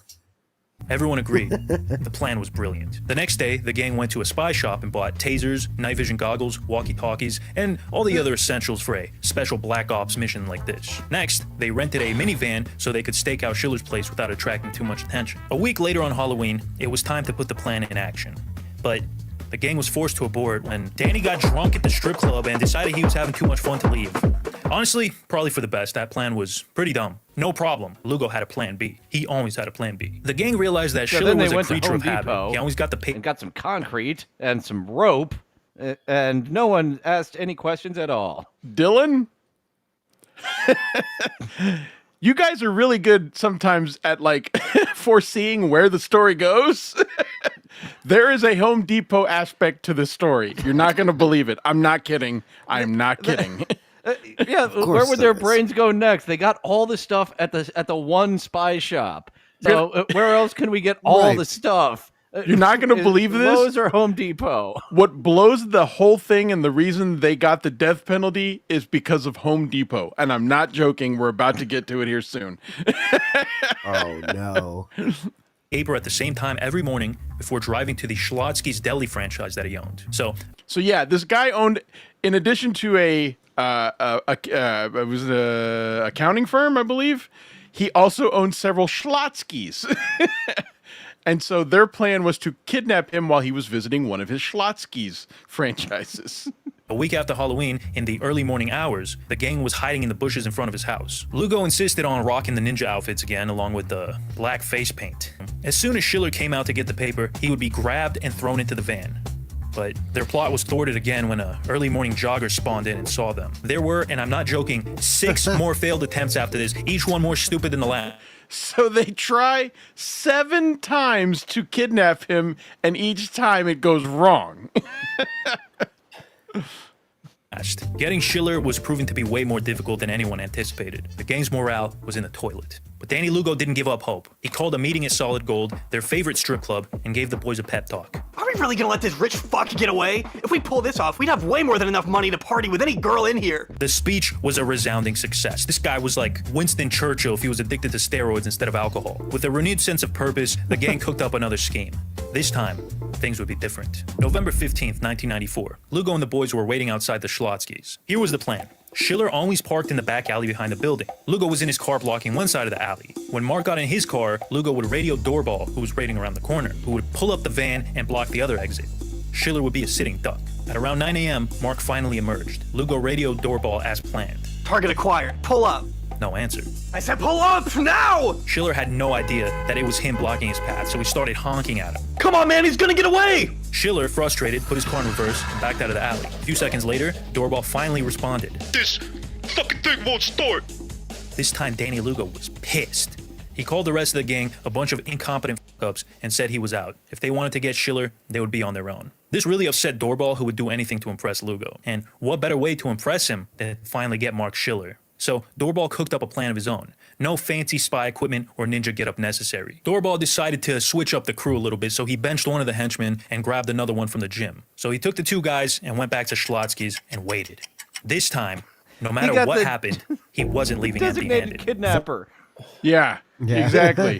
One guy, this pitcher, he ain't doing it. We need the designated pitcher. And the guy who was leading the charge is like, I give up. So these guys are now on a mission to try to impress the leader since he's given up. 4:15 p.m. Once again, Schiller exited Schlotzky's through the back and got into his car. The crew didn't waste any time. Doorball and another goon bum rushed Schiller and grabbed him from behind. They thought Schiller was going to be an easy target. After all, these guys were massive bodybuilders and he was some middle-aged Jewish guy. But as we'll come to find out, Mark Schiller is a tough bastard, and he wasn't going to go out without a fight. He held on to the steering wheel tighter than I hold on to hope that my dad will return home one day. The bodybuilders struggled with him for several minutes, and to make things even more chaotic, Schiller was screaming the whole time, "Help me! Help!" His screams were cut short by a sudden jolt of electricity running through his body. He had just been tased. But not even 120,000 volts could make this guy let go of that steering wheel. So they hit him again. This time, the pain was so excruciating, he finally let go. Doorball then dragged him back to the van. Now, I just gotta say, this plan should not have worked. They grabbed this guy in broad daylight from a busy shopping center while he was screaming his ass off. But it worked. Doorball drove while the other two thugs beat the absolute crap out of Schiller. They kicked me repeatedly in the ribs, punched me in the face and body, all while laughing loudly. The beating continued for well over half an hour until the van finally reached its destination, an empty warehouse in the middle of nowhere. Unfortunately for Mark Schiller, the pain he had experienced up to this point, that was only the beginning of... Meanwhile, Danny Lugo was at the strip club getting a lap dance. And all of a sudden, he felt something in his pants. It was his cell phone. Adrian Doorball was calling. "The Eagle has landed. I have a present for you," he said. Lugo sat there for a second. "Eagle has landed? What the heck does..." Oh. When Lugo realized what the present was, he was so excited, he didn't even finish his lap dance and rushed to the warehouse. When he arrived, his gift was waiting for him wrapped in duct tape and handcuffed to a chair. So again, let's point out, like we've said already, at this point, they don't need him. They're going to forge the documents anyway and then kill him. And now they got all these new people involved. But that's how you make sure that it never gets out, is you just get more and more people involved. Exactly. When you kick someone out and you complete it later, they won't have any reason to come forward. No, of course not. Why would they? Especially when the police get involved because everyone else is incompetent. But yes, they begin torturing him. And Lugo and the rest of the crew exchanged high fives, and then they left. They went back to the strip club to celebrate. Schiller was left alone for several hours, and he spent most of that time trying to figure out who was doing this to him and why. And it wouldn't be long until he got the answer to that second question. When Lugo returned after 7 hours, he demanded that Schiller sign over all his assets and possessions, including his house, businesses, and most importantly, his offshore bank account. When he refused, the gang spent the next few hours the absolute dog shit out of him. And this wasn't just business, by the way. These psychos got pleasure out of Schiller's misery. Quote, he was zapped with a taser and pistol whipped. When Schiller asked for a cigarette, he was burned on his hands and knuckles. His captors just laughed. They even burned him with his own lighter, searing his arms and burning the hair on his chest. The thugs found that funny too. To add insult to injury, they wouldn't even let him use the bathroom, forcing him to relieve himself in his pants. After the gang had their fun with Schiller, things got serious. Well, more serious. Lugo told Schiller that if he didn't cooperate, they would kidnap his wife and take turns raping her in front of him. Schiller had no choice. He told them that he would give them whatever they wanted on the condition that his family be allowed to go back to Colombia, which Lugo agreed to. So with a gun pointed at his head, Schiller called his wife and told her to get on the first flight to Colombia and not to go to the police under any circumstances. Once his family was safely out of the country, Schiller was handed a giant stack of documents to autograph. Now, keep in mind, his eyes were covered in duct tape this whole time, so he had no idea what he was signing. But even though Schiller was blind, he wasn't stupid. It took him a while, but he finally figured out who was behind all this. The only person on the planet, other than his wife, who knew about the offshore accounts was Jorge Delgado. And if Delgado was involved, that means that Danny Lugo was probably the mastermind. So while he's blindfolded and they're torturing him, he's figuring out who all is involved. And that's what's hilarious. Like you were just saying, involve more and more people. This guy didn't talk a lot and just knew exactly who it was that had this info. And that's hilarious. Look at that chest. Jesus. That is weird, isn't it? For like the first time when I was like cutting this photo, I remember staring at it. It looks like a crab or something trying to crawl out of his shirt. Leave it. After everything he did for this schmuck, he goes and stabs him in the back. But that information was pretty useless for now. I mean, the dude was strapped in a chair covered in duct tape and his own feces. He wasn't exactly in a position to act. So, Schiller did the only thing he could, signed away everything he worked his entire life for. The papers were then taken to John Meese, who put his stamp on the documents, certifying that all these transactions were legitimate. When it was all said and done, the Sun Gym gang made out with about $4.5 million. But it wasn't time to celebrate yet, because what the hell were they going to do with Schiller? They couldn't just let the guy go or he might run to the cops. It was clear that there was only one solution. They had to whack Mark. Now, the easy thing to do would chop up his body and dump him in the Everglades. But Schiller had a $2 million life insurance policy, which now belonged to the gang. If they were going to get that money, they had to make it look like an accident. It's time for another one of Danny. What did you say? There was no plan of what to do with him after he signed the documents. He signs the documents, and it's at this point they realize, oh, we can't let him live. I guess.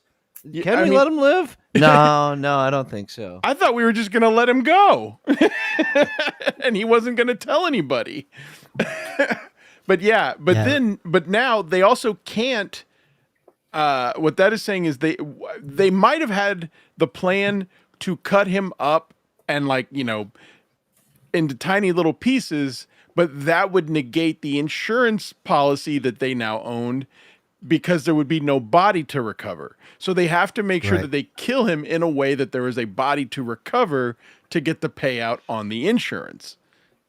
So, but more than likely, there was no plan. Yeah. Very common for you to transfer your life insurance from your family to some people you work with. Before you die. To a complete stranger 2 days before you die. Yes, exactly. Double Indemnity wouldn't have figured this out. Lugo's iconic schemes. They would make it seem like Schiller was on a drunken bender that ended in a fatal car crash. To make it seem believable, Danny forced Schiller to call up his friends and business associates and tell them that he was leaving his family to run away with some big booty Latina, and that was the reason he liquidated all his cash. On the third day... So they think they're covering their tracks by telling him, call everybody you know and tell them you're leaving the country. Not suspicious at all. Not the slightest bit suspicious.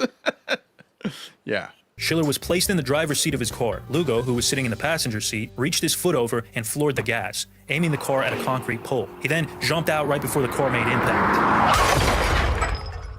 Surprisingly, Schiller survived. Unconscious, but still alive. But that's okay, because Lugo anticipated this. The gang doused the car in gas and set it on fire. No way anybody's coming out of that alive. So, imagine their surprise when Schiller just casually walked out of the burning vehicle. Unbelievable, this guy was like fucking Rasputin. So, when they think it's on fire, they cannot kill this guy. But they need the body in order to collect the insurance, and this guy won't die. At this point, the boys were getting frustrated, so one of them ran Schiller over with the van, and then backed it over him for good measure. The gang then sped off before any witnesses could show up, and congratulated each other on a job well done. It was time to celebrate a solid goal. But there was just one problem. 2 days later, Lugo and the boys were kicking their feet up at Mark Schiller's mansion. Danny was flipping through the local paper looking for Schiller's obituary. There was nothing. So he called the local morgue. Also nothing. Was it possible that Mark survived? No. The guy had enough booze in his body to take down a kangaroo. He had been sleep deprived, starved, beaten for a month, and to top it all off, hit with a car twice. There was no way anybody could have survived all that. But just to make sure, Lugo called the nearest hospital. No fucking way. On December 15th, 1994, Mark Schiller woke up at Jackson Memorial Hospital. He had broken several bones. 90% of... He's still alive. That's crazy. It is insane. And conscious. His body was covered in bandages. In The Naked Gun, 33 1/3 with OJ, where he gets like shot and then like his head gets cut and he falls off the boat and all this shit happens and he doesn't die. That's exactly what it's like. And the other 10 had tubes coming out of it. His bladder and spleen had both ruptured, and he had to undergo emergency surgery to save his life. Doctors told him he would likely be permanently paralyzed. But he was alive. Schiller tried to explain that he'd been kidnapped by a group of bodybuilders who stole his house before getting him drunk and forcing him to crash his car. But obviously, out of context, that sounds ridiculous, so the hospital staff wrote him off as another alcoholic schizo on a bender. It was Miami, after all. This was... To be fair, imagine a person who goes through all this trauma and wakes up and starts screaming, a bunch of people stole my house and they stole my car and they made me sign documents and then... yeah. Marky Mark got me drunk, they set me on fire. Yeah, I see it. Has anyone seen the movie? It is one of my absolute favorite movies. It is called The Cataclysm. Anybody? No. Oh my God. I highly recommend this movie. It is with the guy who played Stevie from Eastbound and Down. He's the main character and he plays a priest. And the whole movie is a lead up to this one joke. I don't know how to explain it. There's funny stuff that happens, but the whole movie is this insane journey that this priest takes in the woods. And he sees vampires and monsters and all this crazy shit. And then the whole movie leads up to him running out in the street and then flagging a car down. And he runs up to the person driving the car and just says, I saw a monster and a vampire. And blah, blah.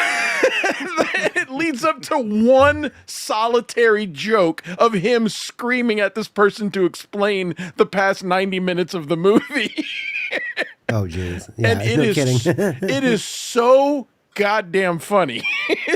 But the whole time you're thinking, what is this? Where's this movie going? What's happening?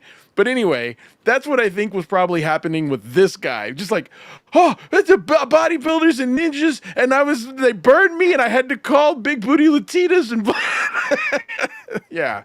So anyway, but watch Cataclysm, hilarious movie. Probably like not even all for one joke. Third craziest story they heard that day. Schiller figured that if the hospital staff didn't believe him, the police probably wouldn't either. So he reached out to a private investigator instead. But not just any private investigator, the best damn PI east of the Mississippi, Ed The Dubois. one who owns a shop. We'll come back to him in a minute. Where those guys just bought a bunch of stuff. Yeah, exactly. They met him in the strip Lugo. joint. What'd you say? They met him in the strip joint. Yeah. Found out that Schiller was alive, he was livid. He called the rest of the gang together and told them they had to finish the mother sucker off once and for all. Doorball volunteered to strangle Schiller with a pillow while Lugo staged a fistfight in the hallway as a distraction. Yet another foolproof plan. So the two of them, along with this guy Carl Weeks, went to the hospital to execute Schiller, but the geniuses got lost in the maze.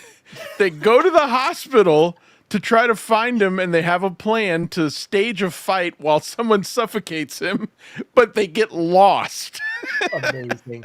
Of hallways. By the time they found Schiller's room, he was already gone. Bro was on a plane halfway to New York. Ed Dubois gave Mark Schiller the best advice of his life. Get the fuck out of Miami as soon as possible. Right after hanging up the phone with Dubois, Schiller got airlifted to New York, where he would lay low until he recovered. Meanwhile, Ed Dubois was on the case. Schiller faxed Ed over the documents that he allegedly signed. Dubois saw that they were notarized by one John Carl Meese. And wouldn't you know it, Ed just happened to know Meese. In fact, the two of them had known each other for almost 30 years. Ed was starting to doubt Schiller's story now. The John Meese he knew was an upstanding citizen, a pillar of the community. But it was his only lead, so he decided to confront his pal anyways. When Ed walked into his office, Meese greeted him with a shit-eating smile on his face. But that grin would disappear when Dubois said, "I'm here representing a client named Mark Schiller.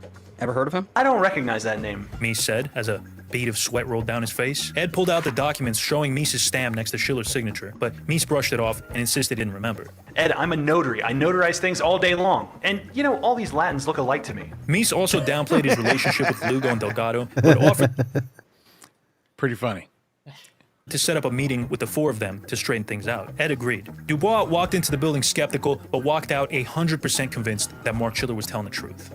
Now, he just needed to prove it. When word got around to the rest of the gang that a PI was poking around, they started freaking out. A few days later, Ed showed up to the meeting, but no sign of Lugo. It was just him and Delgado. To Ed's surprise, Delgado made Schiller an offer. The gang would pay him back $1.2 million. In exchange, Schiller would have to sign a contract promising to never speak to anyone about the whole kidnapping thing.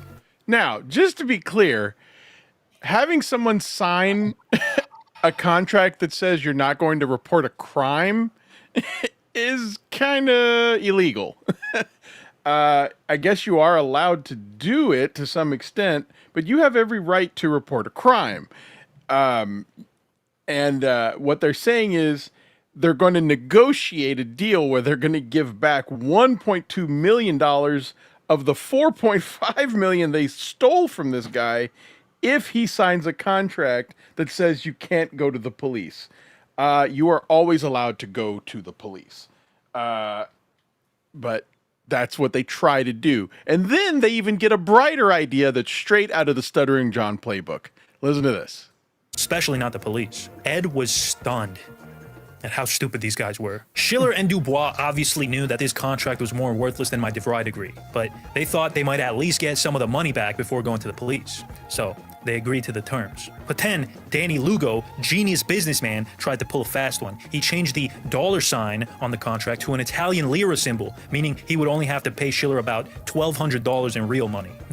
So on the contract that he writes up, in exchange for not going to the police, which makes it a useless contract, he changes the $sign to lira, thinking that he's going to pull a fast one on them and then say, I only said I was going to pay you $1,200 because that's what 1.2 million lira is. And now you can't. I can sue you if you go to the police for torture and wrongful imprisonment. Yes, exactly. Now I can sue you if you go to the. Exactly what he's thinking. Right out of Stuttering John's legal playbook. You heard me wrong. I didn't say dollars and Toyota. I said doll hairs and a Toyota. Yes. I had my fingers crossed the whole time. Yeah, brilliant. This tomfoolery would go on for weeks. Ed would meet with the gang, they would come to an agreement, and Lugo would find some way to weasel out of it. It was obvious that these guys were never going to return a dime of their stolen booty. They were just buying time until they could find Schiller and finish him off for good. Ed was extremely frustrated. Not only was he unable to get any of the money back for his client, but he was still missing solid evidence that would put these freaks away for good. He needed a smoking gun. He found a lot of evidence, and in the last place you'd expect, the trash. Ed was in Delgado's office waiting for him to show up so they could resume their bullshit negotiations, when the overflowing garbage can in the corner of the room caught his eye. For some reason, Ed was drawn to the wastebasket, and what he found inside was dozens of documents linking the Sun Gym members to Schiller. At that moment, Ed said, quote, "Thank God for this kind of stupidity, or we might never get any of these bad guys off the streets." He might not have gotten any of Schiller's money, but Ed finally got what he needed to go to the police. This was going to be a slam dunk case. Except it wasn't. The police thought Schiller was completely full of shit. He was questioned for hours, pouring out all the pain and trauma he endured, but the cops weren't convinced. 3 times during the interview, Schiller was interrupted and warned that it was a crime to file a false complaint, and that the police didn't have time to pursue every nutty story that comes by. At one point, Schiller straight up asked them, "Do you think I'm making this up?" One of the officers looked him straight in the eye and said, "Yeah." So they have all this evidence, but the police won't believe them because they say it's too crazy of a story. Amazing. One of those like it's so crazy it just might work. Situations actually almost panning out. Yeah, exactly. But what's too stupid to prosecute? They're not that stupid. Yeah. I refuse to look into this any further. These people don't exist. But here's where it takes a turn. This was exactly what Mark Schiller feared. Dubois was absolutely dumbfounded. The cops were even more incompetent than the criminals. He warned investigators that if they didn't do something soon, the Sun Gym gang would find another victim. If only they listened. So Mark went back to Colombia with his tail between his legs. Meanwhile, the Sun Gym boys were living it up with his money. They all bought expensive houses, sports cars, and jewelry. And you know these schmucks were dropping thousands at solid gold almost every night. Problem is, they were going too hard. In a few short months, they had already blown through most of Schiller's money. If they were going to keep up their lifestyle, they needed a cash injection, and they needed one soon. So the gang started prowling for its next victim. So to some extent, they've gotten away with this because the police won't prosecute or pursue charges against the Sun Gym gang.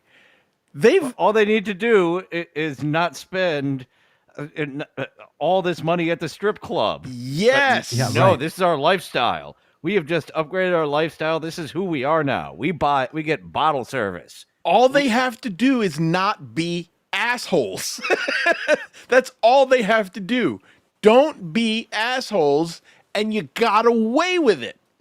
You know, in GTA terms, they had 5 stars, but they drove their car in, changed the color, took away their stars. Yep. But while driving out, they hit somebody in front of a cop. Yeah, right. They back out of the pay and spray right into a passing cop. They're like, oh, fuck. I mean, it is really amazing. They literally, as stupid as this plan was, as doomed as it was, they did it and and with no charges, no criminal charges against them. But Matt Hivner, don't be an asshole. In Florida? You're right. Yeah, I guess. But then they decide they can't go on without being assholes. You know, it's very Aaron Imholt. Like, once again, just a little slap on the wrist for every time he did something to women. He's just going to keep doing it if he's getting away with it. You know, that's exactly what the private investigator said. He said, if you don't prosecute them, they're going to do this again. They're too stupid to understand how to get away with something. Put up RTC's chat. That's actually really funny. What's that? But the strip club's in my mother's name. Didn't I tell you? Didn't I tell you not to buy anything? But it's in my mother's name. Yeah. So here's what happens. They find another mark. That's when Adrian Doorball found a golden goose. Adrian was spending the night with Beatrice, one of the strippers from Solid Gold. He came across a photo in her apartment that caught his eye. She was standing in front of a gorgeous Canadian. So apparently that's part of the story, is that this guy goes home with a stripper and sees a picture of a Lamborghini that she has, and now he wants a Lamborghini. What a waste of I can't money. afford my Lamborghini. I've already spent $800,000 of my $4 million. But here's the thing. Again, I'm going to keep saying this because it's just the biggest part of this story. You got away with it. It's over. And Never enough, Luigi. It's never enough to. Never I got away enough. with it. Clearly, I'm very, very good at this. I'm obviously very good. Yes. All right. So did she own the Lamborghini, or did he just like Nope, drool here- over like a stripper's vision board? We're gonna hear the story of the Lamborghini. Oh. Here we go. Canary yellow Lamborghini. The second he laid eyes on that Lambo, he knew it had to be his. The car belonged to Beatrice's ex, Frank Griga. Griga was a big shot businessman from Hungary, and he made millions off 1-900 numbers. That's phone sex hot. Remember 1-900 numbers? Yep. Absolutely. Once it turned like midnight, that was most of the commercials. Yep. You can talk to me right now. I remember being a kid and seeing those commercials, and I thought to myself, "Man, do these people just not have friends?" Like I never understood the sexual part of it because I was too stupid and too You young. were technically right. Well, that is true, but I never The realized. friends would have talked him out of spending Yeah. $2.99 for the first minute and 99 cents every minute after that. I never understood or I guess at the age I didn't understand what a sex call was. I remember thinking literally, why would I just call these people and pay money to talk to them? What are they going to tell me? And then I became a teenager, and a friend of mine showed me that if you dial with an 800, you don't get charged. Wait a minute. That's the OG Super Chats. Ah, that's true. That's true. Yes, exactly. Good point. Outlines for those who don't know. Aside from the Lambo, he also owned an oceanfront mansion and a yacht. This guy was even more loaded than Schiller. That night, Adrian went to Lugo and told him that they had acquired their next target. The plot to get Griga's fortune was pretty much the same as the Schiller job. KTS. Okay, except instead of straight up kidnapping, they would lure him into a trap, knock him out, and then transport his unconscious body to the warehouse. Lugo had obtained a buttload of horse tranquilizers to help him with the task. The two of them spent the next few days gathering intel on Griga. They found out... I'm sorry, look at what? That in this chat. I'm sorry if I just blew your ears out, guys. I looked over. Oh, Nope, keep going. 1-900 Abuela. I like this one too. 1-900 corny husk.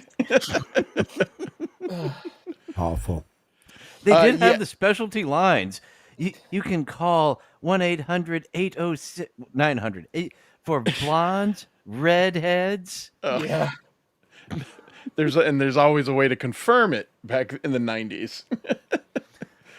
Yeah, just like, wasn't it Eric the Midget that rubbed the phone on his pecker? You just rub the phone on your pubic region, and you could tell that what color her hair was. Rub the phone on your Smurf cock. You're not a real blonde. I can tell by those pubes. Eric, I want you to jam me with that shrinky dink.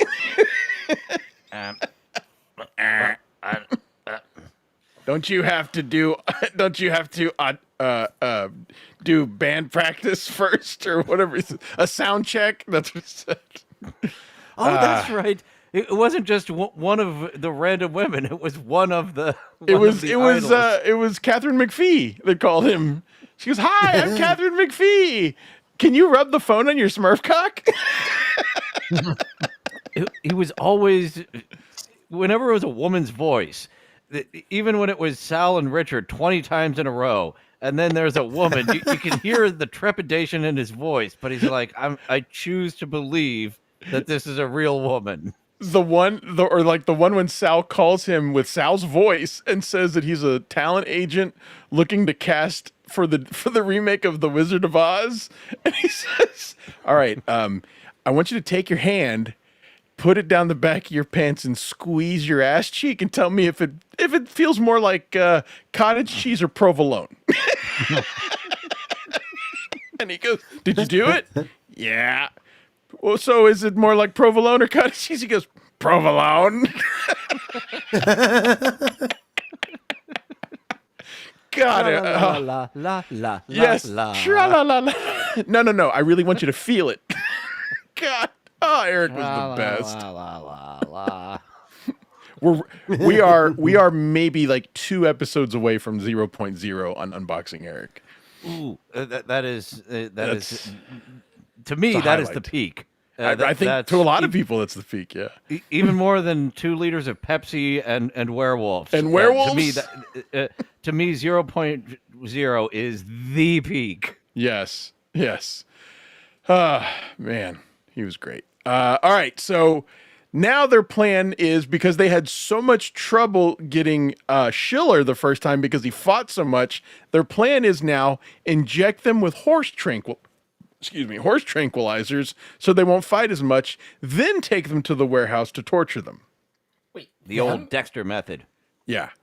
Wait, who's the guy and the stripper? Wasn't she his ex? No. Yes. So it's it was her ex, right, who is now married with and is now a multimillionaire from these 900 numbers.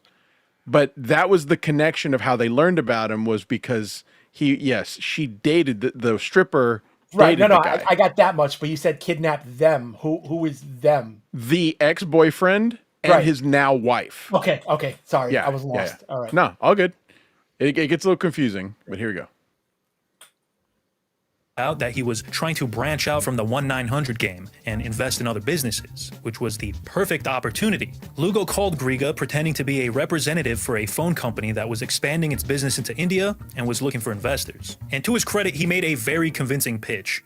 Griga was interested. Danny invited Frank and his girlfriend Christina to meet him at a local steakhouse to discuss business. But when they got there, it was closed. All part of Danny's master plan. You see, the steakhouse was conveniently located right across the street from Adrian Doorball's house. So they all went there instead. This was going much smoother than the Schiller job so far. But from this point on, it was anything but smooth sailing. Up until now, this story has been kind of a dark comedy, but from here on out, it's a straight-up horror film. Lugo, Doorball, Christina, and Frank were all in the townhouse having a good time. Little drinks, little music, you know. Doorball then asked Griga if the two of them could go upstairs to discuss business since it was quieter. Lugo remained in the living room with Christina. But pretty soon, not even the loud-ass speakers could mask the commotion coming from the second floor. It's unknown how it started, but Doorball and Griga got into a full-on brawl. They were throwing each other into walls, breaking furniture. These guys were really going at it. Christina ran upstairs to see what was going on, but by the time she got up there, the commotion had ended. She looked on in horror as she saw her man lying on the floor with a pool of blood under his head. Doorball, in a fit of rage... So we don't know exactly what happened, but they got into a fight. And exactly what they were trying to avoid from the Schiller kidnapping. But this whole thing was all based on them trying to actually propose this business deal. So who knows what happened? And maybe one day we'll find out. But they're beating each other up. The wife runs up and then hit Griga over the head with a blunt object. Christina was screaming and started making her way downstairs towards the front door, but before she could escape, Lugo tackled her and injected her with a horse tranquilizer. Okay, so things got a little messier than expected, but hey, at least Griga was still alive. Oh shit. Lugo's biggest mistake was letting Doorball take the reins on this job. The golden goose was now cooked. So they accidentally, supposedly, kill Frank Griga. But they're still responsible for it. They still get convicted, but their statement is that they accidentally killed him. Was it as ridiculous as the movie made it, of 50-pound weights crushing his head? Or was it just we beat him too much? That's what's funny is I tried to find out what the weapon was that they used to actually to kill him, and I couldn't find it. And even he, the narrator of this video, I've edited it with the clips of the from the movie, but even the narrator of the original video I used says that he only knows that it was a blunt object. But yeah, so she's freaking out. So everything they tried to do to avoid, the events of the first kidnapping are now spiraling far worse than the first kidnapping. And so now they have to inject her with the horse tranquilizers. So here's where it goes totally off the rails. And again, they got away with the first kidnapping. They made $4.5 million and had no one pursuing them for criminal charges. These guys have zero foresight and a bajillion% luckiness, and I am fucking upset about it a little bit. Like, there's no way I would get away with anything like this. Yeah. But also, I would be able to plan. I would have the foresight to not blow $4.5 million in as many months. I would have killed everyone and kept the 4.5 to myself. Yeah, just like in Goodfellas, with the Clapton theme going over, all the bodies being found. I'm the only one that's getting it. But I imagine this. I have a lot of harebrained get-rich-quick schemes. This is one of those that we would think out and not even get past the first, well, what if? Oh, no, that's not going to work. I can't kidnap a guy. Yeah, that's you go stupid. to jail forever for kidnapping We're a guy. never going to get away with. We're never going to get away with that. Watch, I'll show you how it'll go. Watch, Luigi, do me a favor. Start pitching the idea to me. All right, here's the idea. What we're going to do is Shut up. That's how it should go. Perfect. And you know what? So I got this plan. No, you don't. Yes. You know what? That makes you a better friend than a criminal. Yeah. But not all was lost. They still had Christina, so at least they could use her to get inside Griga's mansion and take whatever valuables were in there. All they needed was the security code. But that wasn't going to be that easy to get. All right, so I think I kind of missed something. I might have skipped a little through that part right there. But what they do is, while she's conscious, they say, "Let's go run to the house, this big house that they own. Let's ransack it and just rob the house and take what we can." Like they've gone from, stealing all their assets to now let's just steal what's in the house. But it had a security code, and they say keep her conscious, because they just injected her with the horse tranquilizers. They say keep her conscious so that we can get the code to get in the house. So she gives them a code. Christina barely spoke any English, and she was shot with enough horse tranquilizer to kill a small donkey. Tell us the fucking numbers! What are the numbers? Lugo screamed at her. Took a while, but eventually Christina rattled off some numbers. Doorbell stayed behind with her while Lugo went to Griga's house to try the numbers. He punched them in, but no dice. After exhausting every combination he could think of, Lugo called Doorbell so he could get the right code. Adrian went to check on her and replied, "Oh man, the bitch is cold.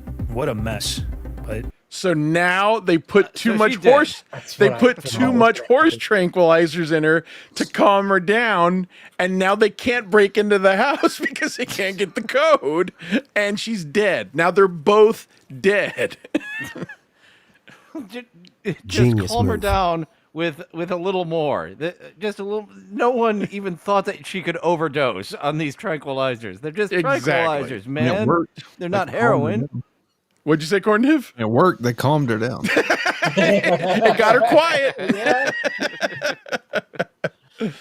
Matt Hibner says, Mark Wahlberg and Dwayne Johnson are terrible human beings. I agree.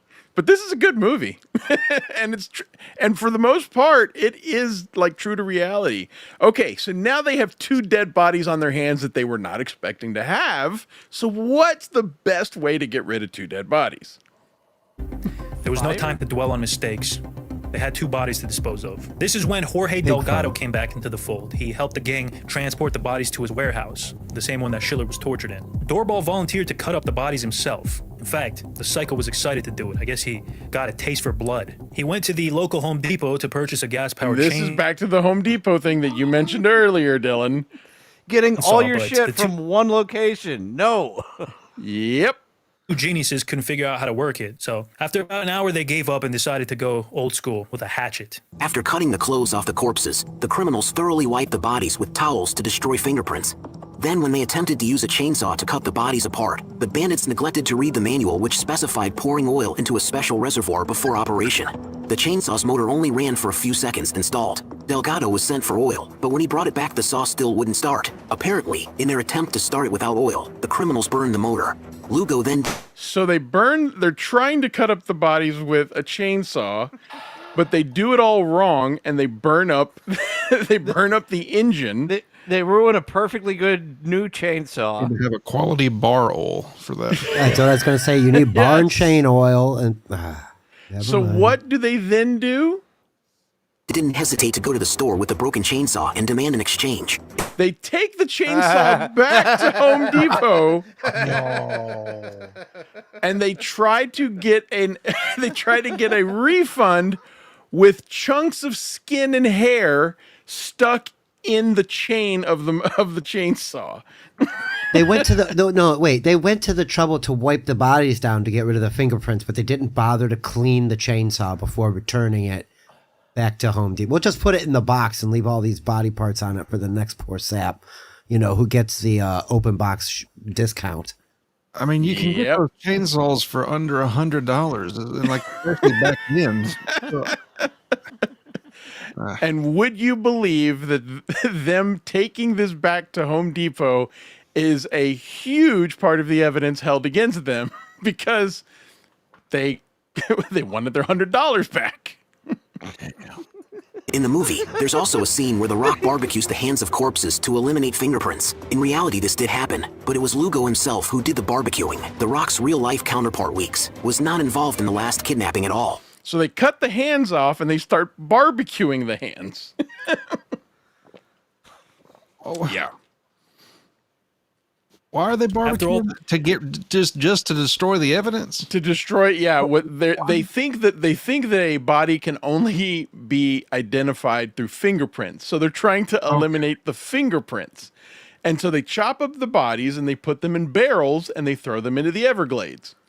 That nasty business was out of the way. The body parts were placed in large barrels and dumped in a swamp up in the Everglades. Next, they had to get rid of Griga's Lambo. The thing attracted too much attention. It was ironic. Why would just you put days them in the barrels? Wouldn't you just throw the bodies for the gators to eat? I would think that would make more sense, but I don't know.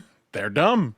Before, these men were willing to kill for this car. Now, they were dumping it like some piece of trash. By the time the bodies were disposed of, Frank and Christina had been missing for just under a day, and police were already receiving several calls reporting them missing. You see, despite Frank's unsavory line of work, he was by all accounts a great guy. Everybody loved him and Christina. Just like with Schiller, the cops brushed off most people's concerns. They were dealing with a mountain of cases and didn't have time to look into some playboy smut peddler who was probably out partying too late or something. It was only after a police officer came across Griga's abandoned Lambo that they started taking the disappearance seriously. After Dexter now makes all the sense in the world.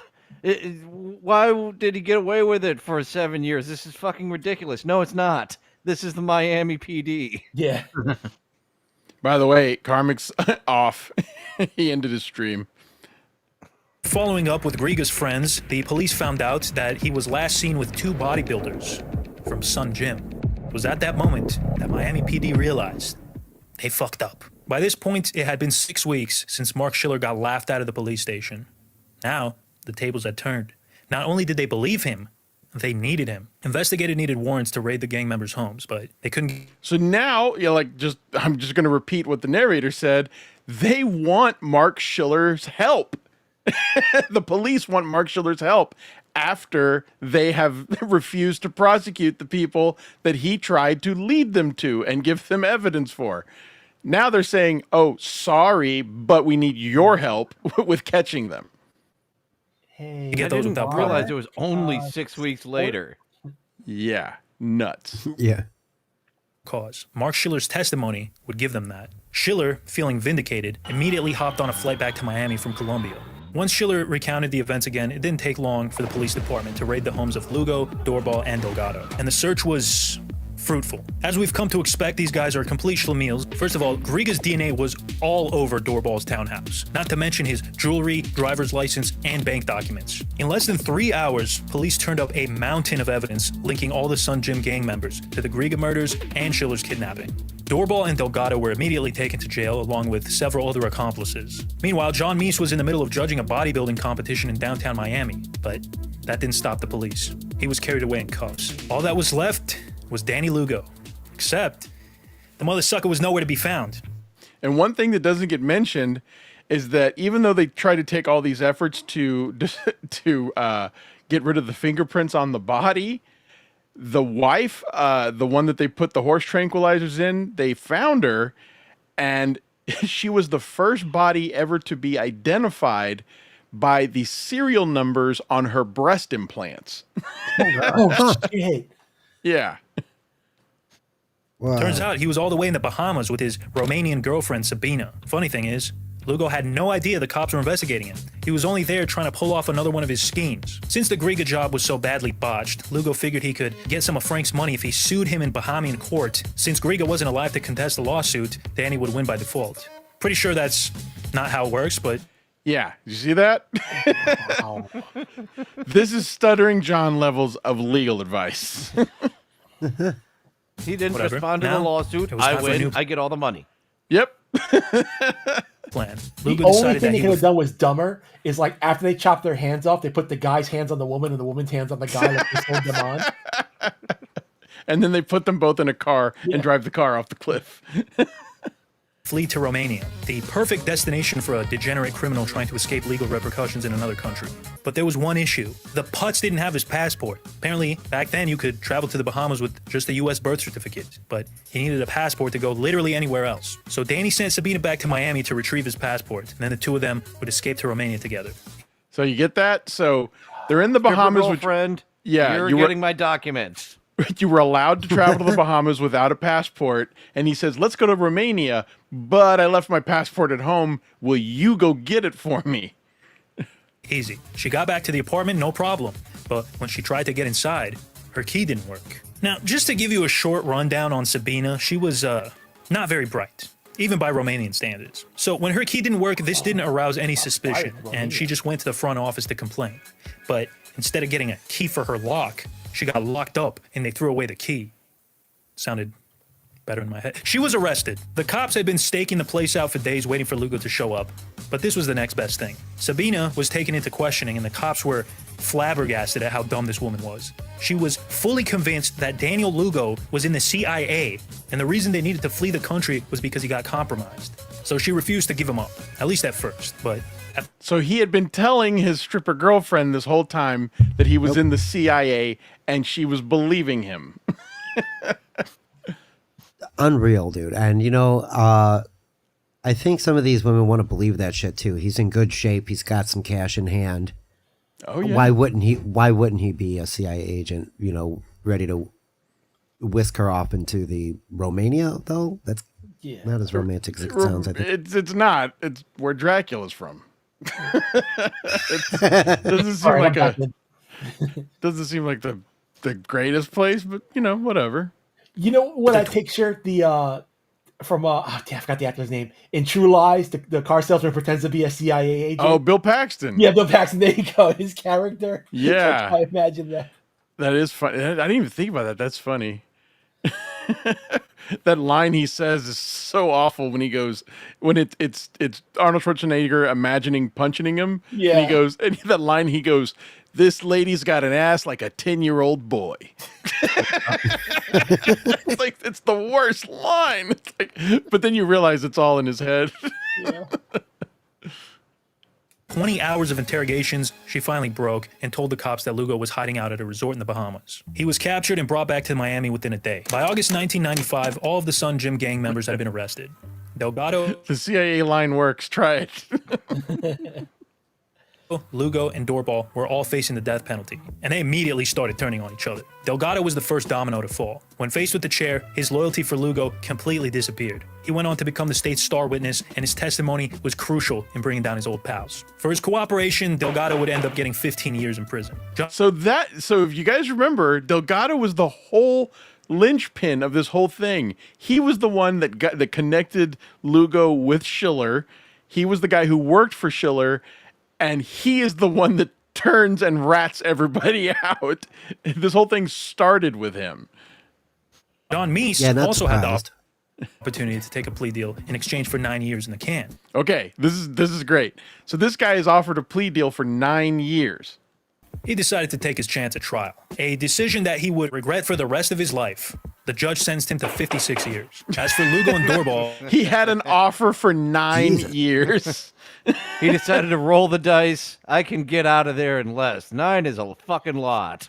I can. Can I go back to 9? Yeah, no kidding. When that other guy that snitched got 15, I was like, yep, that's about right. And that isn't that long. Because he goes in at, what, 30, 35? He comes out at 50, 55, 60. Yeah. I mean... Still got a life. Still got some life to live. But the story is not over. Their fates were sealed when Mark Schiller took the stand as a witness. He told the jury all about the sick stuff these men made him do, about how they beat him, didn't let him use the toilet, and forced him to eat Arby's. And how did Mark Schiller get repaid for bravely reliving his trauma in front of the courtroom? Well, Arby's. He was arrested. I'm not kidding. The second he walked out of the courtroom, he was put in cuffs and later sentenced to 2 years in prison. Yeah, it turns out the guy had been running some kind of Medicare fraud scam. The guy had been running a fraud scam and had been under investigation the whole time that he was being tortured and pursued by the Sun Gym gang. And he was just about to be arrested when they kidnapped him. And they let him actually go through the trial. And while he is walking out of the trial in the courthouse, they arrest him and they give him 2 years in prison. Allegedly, man, this dude could not catch a freaking break. And on top of that, Michael Bay made him look like a complete asshole in Pain and Gain. I don't think Schiller deserved all that, but Lugo and Doorball got exactly what they deserved. The death penalty. In their pursuit of money and material gain, Daniel Lugo and Adrian Doorball lost everything, including their freedom. It's like the Bible says, what good is it to gain the whole world if you lose your soul? But hey, on the bright side, they've had plenty of time to lift weights in prison. So what's funny is that the reason I thought of doing this topic as an episode is that Daniel Lugo and Adrian Doorbal were in the news recently, and they apparently appealed their death penalty, and they won. I don't know the details. I don't know exactly how or why, but they made it out, and they are now only going to serve life in prison, and they're not on they're not on death row anymore. So they actually won. So no longer on death row. Victory for the little guy. Yeah, another win for the Lugo. Yeah, crazy story though, right? Yeah. Yeah, I didn't know it was more true than false. I watched the movie like half paying attention many moons ago when it first came out, because it looked funny, and it was more comical. These guys, yeah, it is comical in real life. These guys are not very smart, or they're not good at planning, that's for sure. But if they were, they wouldn't be in the position they were in to do the things they did. So, and I think of some movies that, take artistic license, like Blow, when he buys all the cocaine in the plane. I wasn't able to get your $20,000. I got you $30,000. Oh, this coke dealer is really a great guy. There's another one coming out of the guy who escaped from prison and was living in a toy store, in a department store. And the way they make him look like such a hero and a soldier for unfortunate children, and the boss is just a fucking dick. I'm like, that is hilarious. The one I always go to, and like whenever I hear a movie based on a true story, I immediately start like looking up facts about it. And the one that I remember, as soon as I watched it, I remember just being like, this movie is total bullshit, was The Blind Side with Sandra Bullock. And I remember my wife loving that movie, and I was like, there's no way this is true. This is ridiculous. I was like, this is absurd. And she's hamming up, there's no way this woman acted like this. And like, I remember just the whole time shitting on it, and then like finding out like back when it got made, not like, even though it's been in the news recently, but back when the movie got made in like 2008 or 9, there were several articles saying this movie is a work of fiction. And I remember finding them and just like telling my wife, she was like, I just want to believe that it's a good movie. And I was like, all right, fine, whatever. But I'm the same way. Dude. Yeah, but I'm the same way. Whenever I hear that something's a true story, I just simply don't believe that it's a true story until I hear like some verified sources that it was. And that's what was crazy about this particular movie, because I was like, there's no way. There are a couple of things where they kind of just, cut corners about as far as the story goes, but it was, I'm going to say, like, if you gave it a percentage, it's like 90, the movie is 90% true. But nutty, just nutty shit, man. And yeah, never underestimate stupid. Man. Crazy one. But thank you everyone for being with us tonight. This was an unorthodox episode. We did things a little weird. Jack Sampson. Hey boys. Thank you for being here. Welcome you to everyone. Welcome to the show. Welcome to the show. Oh, do we want to play that? We want to play that with the. Yeah, let's play that actually. Fuck you, Luigi. Do you have that one isolated yet? Yeah, I sent it to you. Yeah, I was planning on isolating it, and when he went early, I got caught up. But let's see here. Coming soon, that isolated "fuck you, Luigi." Oh yeah, definitely. Here, let me get to it. I want to slap this guy. I hate speed datey hat face. Yeah, that face. There's something so weird about that face. All right, here we go. I wouldn't have noticed his eyebrows wrap around to the side of his head until you guys pointed it out. Jake Here. Jake is trying for these to be a real country. That's right. Shit. We used Oh, to I be gotta, often in dude, I all gotta sorts create a of sock things, and account. I always- can't participate. Hold on, let me see. That's because we cater to the 1%. Yeah, we'll see if you were banned forever, ever. I think it's back up a little bit. Of course they are. Hey, After guys. I said good. Wait. It is a long I'm, like, video. wired It's, right it's now. hard Like, to I don't know that it's I hard can to go to scrub sleep. without the Yeah. without the time code. Used to be a real country. That's right. Shit. We were there for I gotta, 3 hours. Dude, I gotta create a sock account. I can't participate. Hold on, let me see. That's because we cater to the 1%. Yeah, we'll see if you were banned forever, ever. Because you couldn't super chat. That Dude, might be a forever, ever. Yeah, I tried to super chat, and I couldn't do it. Oh, unmasking? Did they pull the masks off? It's No. right about here. No way. way. There's no way. It was some like pun or something, you know. It's just, They haven't been on very long. Those are masks. Yeah. Played for them tonight. Like the little metal ones. Like This is great. Hold on, seeing Chuck break character was amazing. Yes, they are. Or like vinyl, or like a vinyl material. You can buy them off Etsy today. Tell me if you can see this. Break them hard, but they're not metal. oh, you have it on live chat. Okay. Yeah, I've got it on live chat. Interesting. Nah, nothing's coming up wrong. Fuck. Nothing from Luigi Greenberg. I am blocked. God damn it. Did you break them? No. I've been Who so would have nice. thought? I've been so nice. Here. Corny Huss needs some followers. Yes. We also need some heartses over here on the YouTube. Hearts, likes, thumbs up. The little heartses are Oh. How long Here we does it go. take to knit? All right. Darth Penis is but here. it's crotcheted. Funky Monkey says if you need help, blink twice. Corny Huss. It's right around here. guys Should look I gay. should I get a profile pic? Let's see. Oh yeah. Dylan, can you ask Enes Begyaka? Clear off. Is that Einstein guy too? Yeah, We were it talking is. about him the other night. Dry. Abuela never Hey, answered guys, welcome if to she the was show. Do you Belaka. have any cool kids? Oh yes, she did. Gritzko says this content's so bad I got out of my wheelchair to turn it off. Yo, not for nothing. You didn't see my first one? My first one was, is it true you have a black child? Be what? I didn't see that. I thought you were Travis Bickle. Oh no. Is that what that means? I thought it was. You're right there. It's right there. there. It is. See Is it true you have a black child? Yeah, they're not happy about Yeah. that one. Chill. Good morning, preacher boy. I figured you would put a different name. Nah, fuck 'em. That made me laugh too. Hold on. Let's just be simple about it.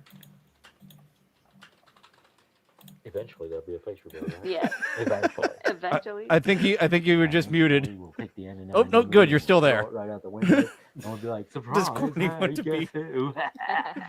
And then we'll do like a whole thing. We'll come on with our regular faces and be like, "Who's ready for corn?" And then we'll put the corn on, and then we'll do the whole show. And You hate doing this.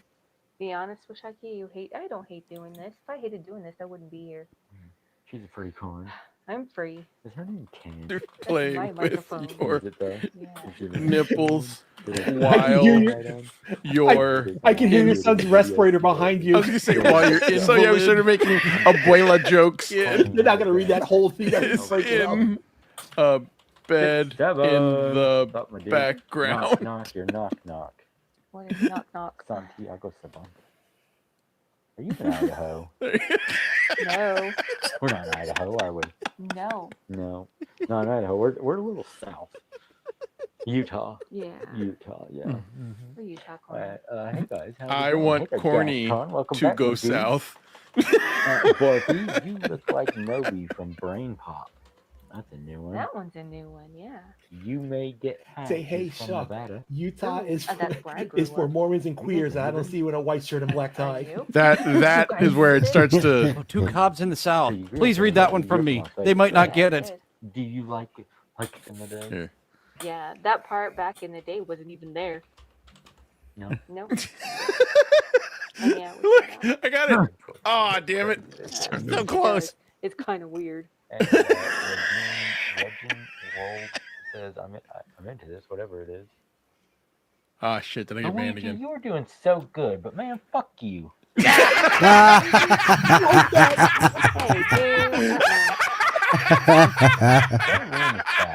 Man, Luigi, you were doing so good too, man. And like the voice went away too. He deserves it. Yeah. That was part of the victory was That the was a voice. real He's like, fuck you. he's just like, I need to chat, Luigi. Like your dad talking to you. Like, Yeah. yeah. He took the mask off without taking the mask off.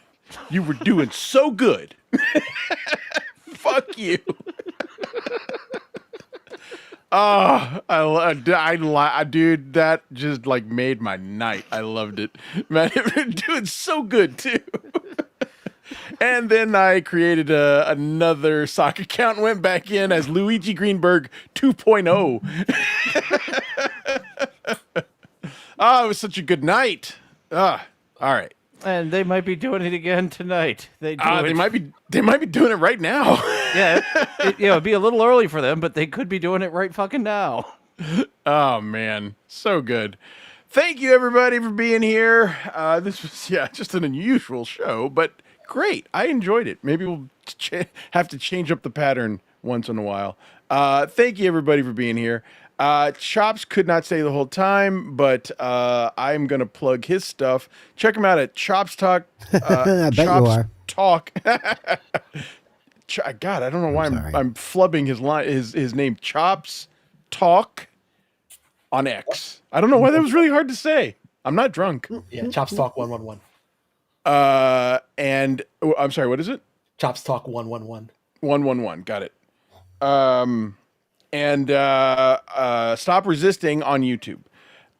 You will see a purple cat there occasionally as well. So let's get plugs from everybody else. Dylan, what would you like to plug, sir? Tuesday, Wednesday, Thursday, Dylan from somewhere on YouTube and on Rumble. Thank you for the extended preview of the madness I bring.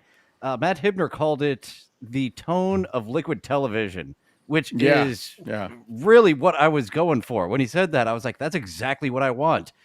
You don't always know what the fuck it is. Sometimes you just look at it in wonderment instead of laugh, but you will be entertained. It was entertaining. Sparksnake, what would you like to plug, sir? What up? Well, Monday nights from 11 to 1 a.m. That's when I'm doing my game show gaming. If anybody wants to stop by and shoot me a sub, that'd be great. I just hit the 200 mark, so I like to get a little bit above it before I start saying I got 200 subscribers. So you know what I mean. Like I mentioned, I got 200, and some jerk off's going to be like, "Oh no, you don't." Back down to 199, and so help a brother out. Yeah, thanks, CORNdiff. Mm-hmm. And other than that, you'll find me floating around the internet right here on Luigi Greenberg channel every now and again. Every Tuesday with Dylan, we're watching Chris Elliott, his early 90s sitcom Get a Life, and an episode of Tales from the Crypt, which hopefully at the end of season 2, we're going to do a tier list. Some of them, I think we just passed an F tier episode not too long ago. And I think our only one. I think it's going to so be far, all alone in that F tier. I knock on wood, hopefully so, because I don't want to see another terrible episode like that. It's just too boring. And at Sparksnake on X, Twitter, whatever you want to call it. That's where I'm tweeting out every show that I'll be on. And all of our, friends in this corner of the internet. Awesome. And yes, you guys are always welcome here.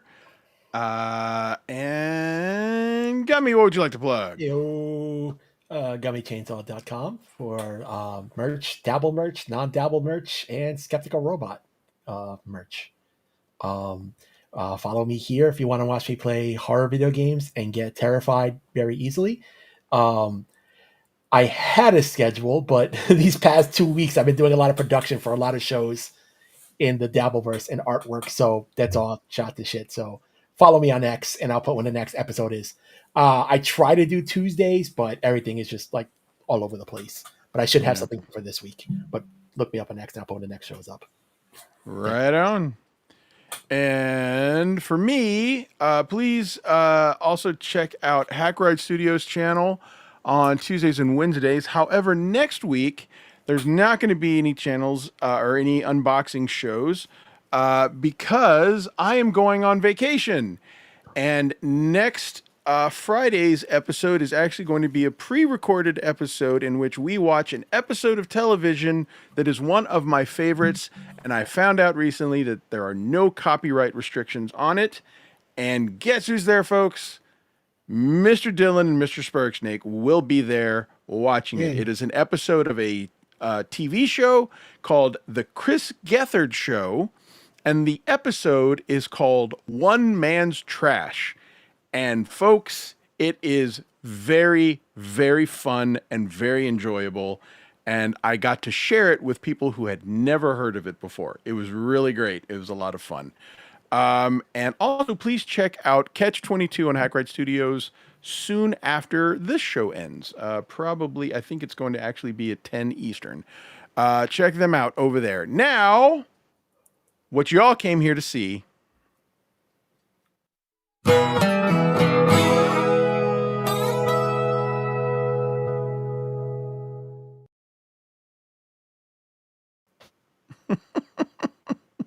Mr. CORNdiff. Hey, everybody. GummiChainsaw.com. Go there. And more importantly, the road the road ahead is clear, but only because everything worth seeing has already burnt down behind you. Think on that. We will. Good night, everybody. Good night, all.